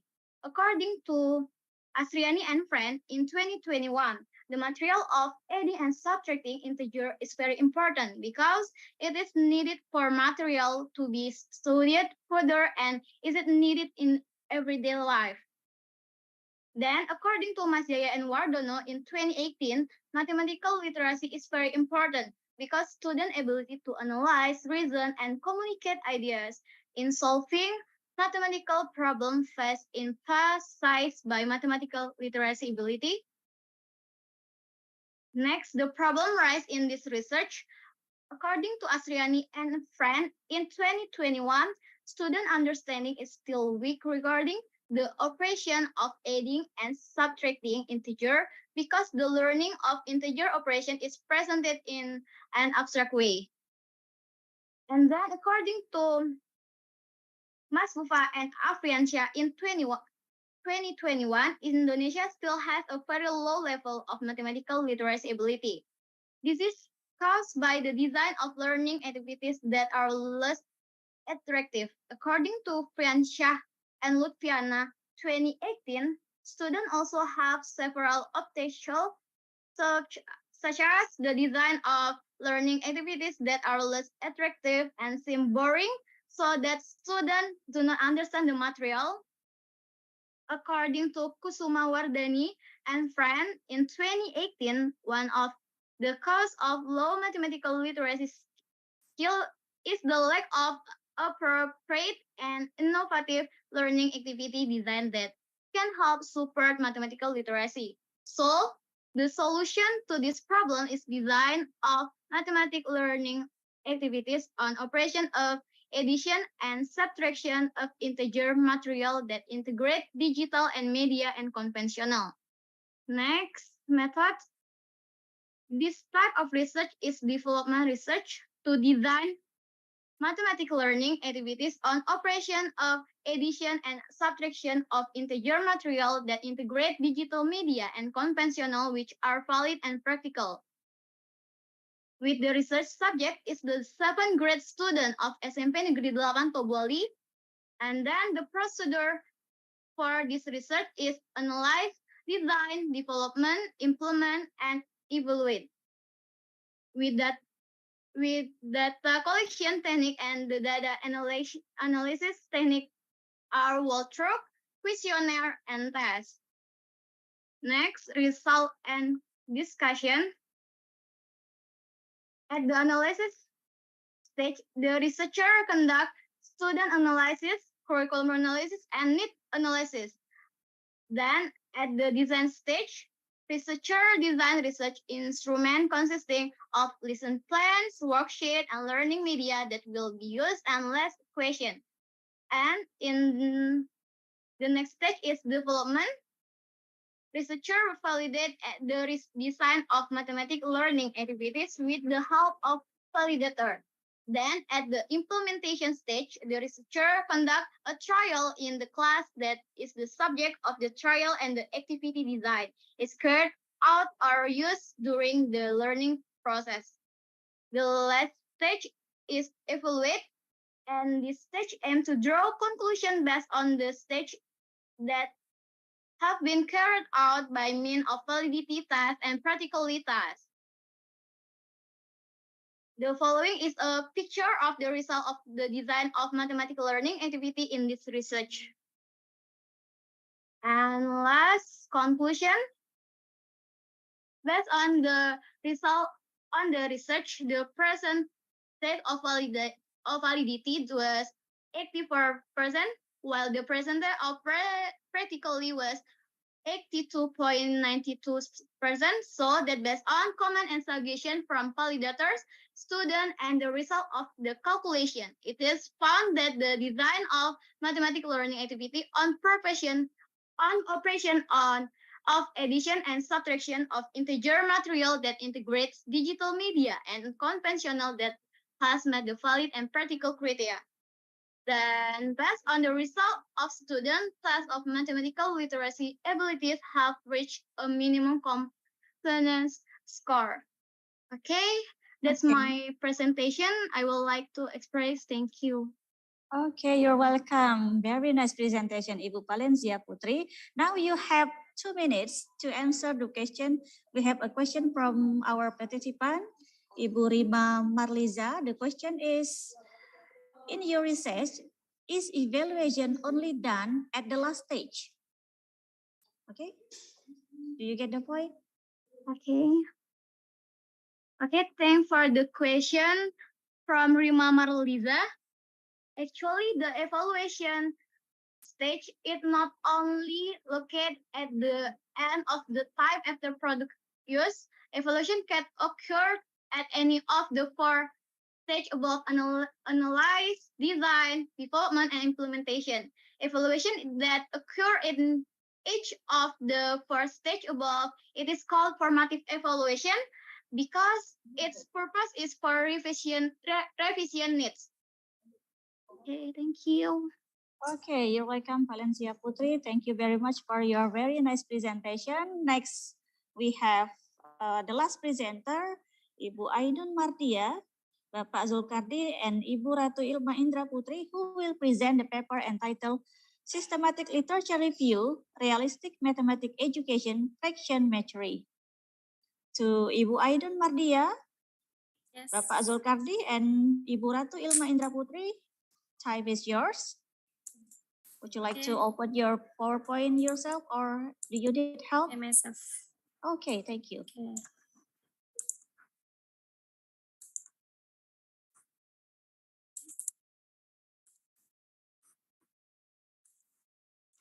Assalamualaikum warahmatullahi wabarakatuh. Okay, I want to present my article is Systematic Literature Review, Realistic Mathematics Education Fraction Material. Introduce RME.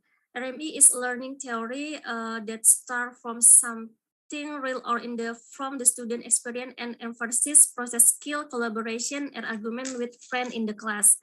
And fraction is one of the most complex concept that is a very much need student learning in elementary school. However, students often have difficult in understanding fraction material. This is because students never gain knowledge about the basic concept of fraction.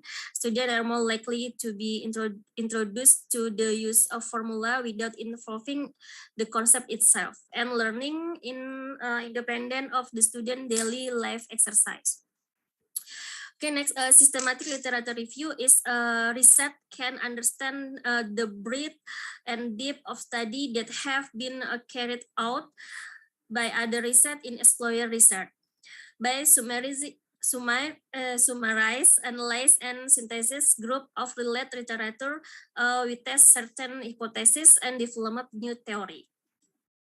The purpose of the study was to examine article related to fraction, as well as the fraction material taught with the PMRE approach, knowing what development have been done in learning fraction in elementary school, so that at the end of the article, the research will find out how deep the research has been on the fraction material and what context have been used in previous research. Okay, method according Yu Xiao and Maria Watson 290. System literature review. First step is formulate the problem, developing and validates the review protocol, search the literature, screen for inclusion, access quality, extracting data, analyze and systematic data, report expanding. Okay, result and discussion. Research in this discussion fraction material in RME. Research with fraction material and the RME approach is very useful because with the RME approach, student can understand fraction in the context that is around student and based on the student experience. Development learning media for fraction material is development of textbooks, media real such as a Pandu, comic-based RME, learning game, and development of media rainbow board, teaching at camp improve. And then trajectory learning develop. This is study result in a learning trajectory is series of learning additional and subtraction of fraction in the context of the drawing can be a break for students to think and help in understanding the operation of additional and subtraction on fraction. And then difficult in learning fraction.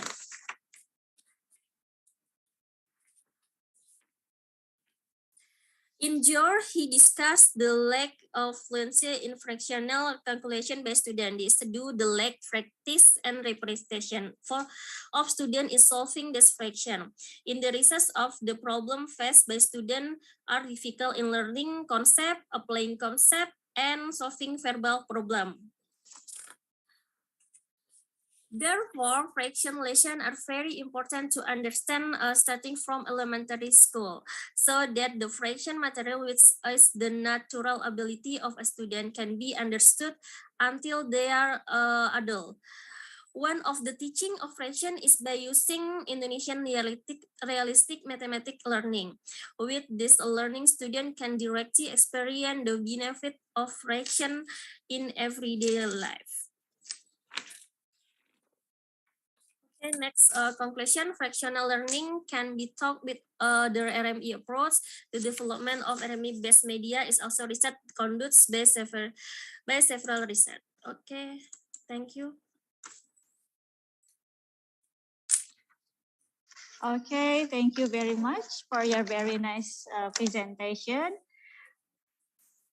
to Ibu Ainun Martia. And to all participants, you can now ask Ibu Ainun Martia. If you have any question, you can write your question in the chat box, or you can raise your hand and you can ask Ibu Ainun directly.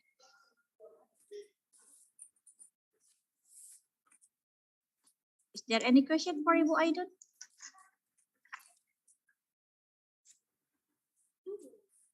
Anyone?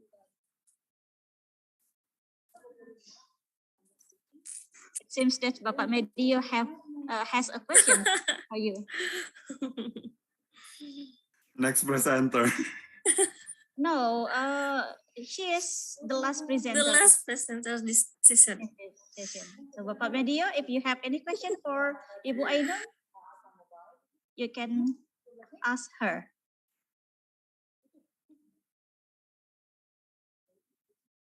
Is there any question for Ibu Ainun? Anyone? So it seems that there is no question for you, Ibu Ainun. We are very sorry. Is it okay? Yeah. Okay, this is the end of the parallel session. Before we close the session, we will screenshot this meeting. So please open your camera. Please turn on all of your camera. Ibu Cecil, Ibu Nyayu, Ibu Mira, Ibu Selfie, Ibu Desilia, Ibu Agustin, Bapak Rizal, Bapak Chandra, please open your camera. We will screenshot this session. And to co-host, please help me to capture the session. Okay, for the first slide, smile.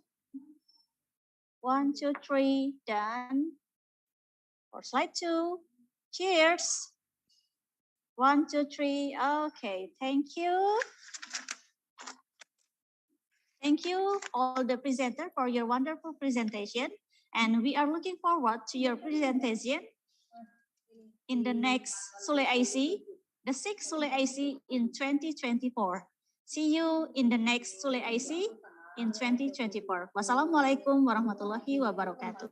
Waalaikumsalam warahmatullahi wabarakatuh. Thank you. Recording stopped. Thank you.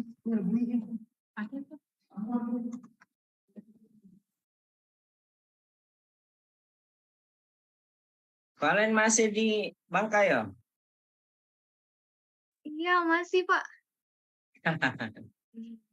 Fitri udah di Morenin? Tidak Pak, di Induk Pak, di Paskah. Oh, di Paskah. Rame Fit di sana Fit? Rame Bu, ada ini ada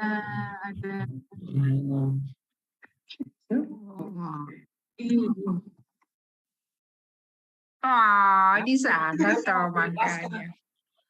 Bu In sendirian Yogan.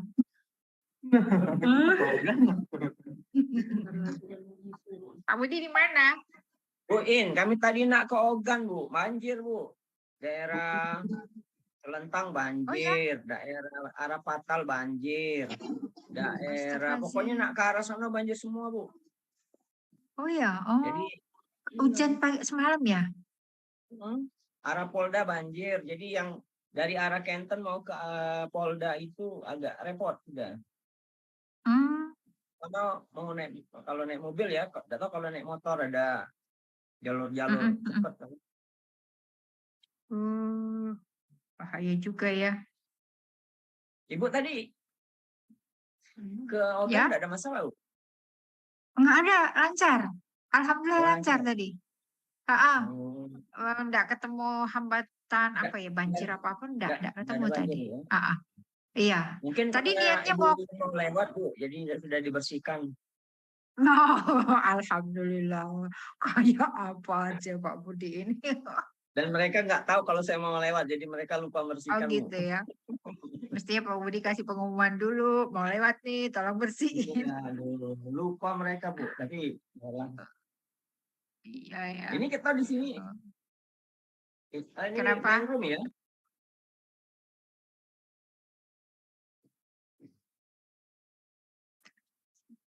Ibu ini presentasi, Bu.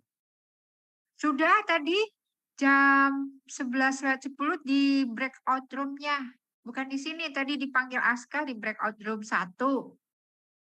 Jam 11-an tadi sama moderatornya Aska, Jihan, co-hostnya.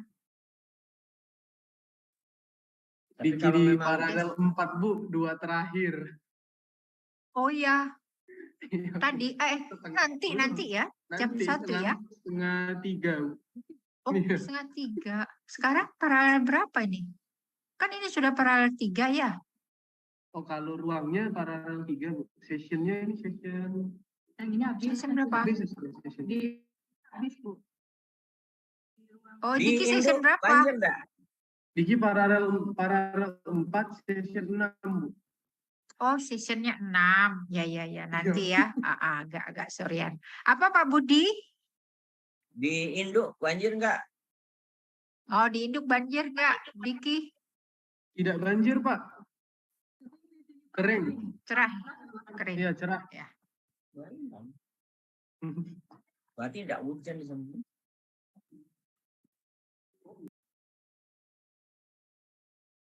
Kalian kapan ke Palembang? Ngabisin ini Pak, magang. Tinggal 5 hari lagi. Ngabis magang. Magang kan harus 30 hari. Iya, Bu.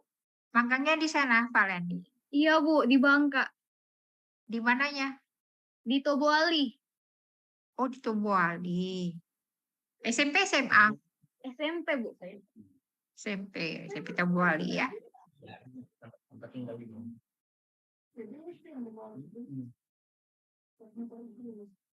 Berarti minggu depan dong ke Palembang.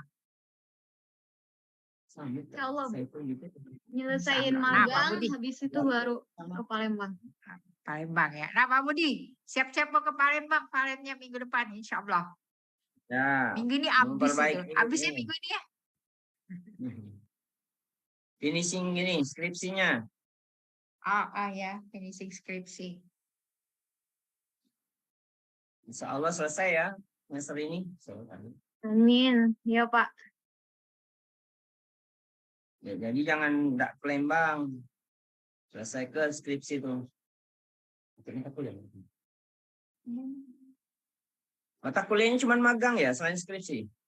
Sama PLP, Pak. Tapi PLP belum dibagi ininya, sekolahnya. Oh iya, PLP di Palembang ya? Iya, PLP di Palembang mungkin. Iya. Itu ngapa tuh Samsul Komar lihat-lihat itu dari belakang tuh? Ya, Pak.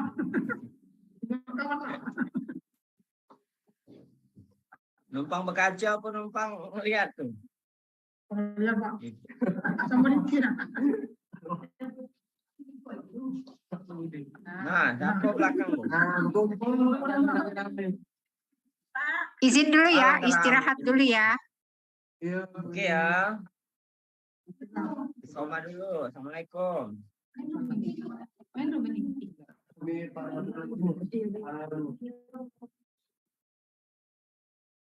Pinter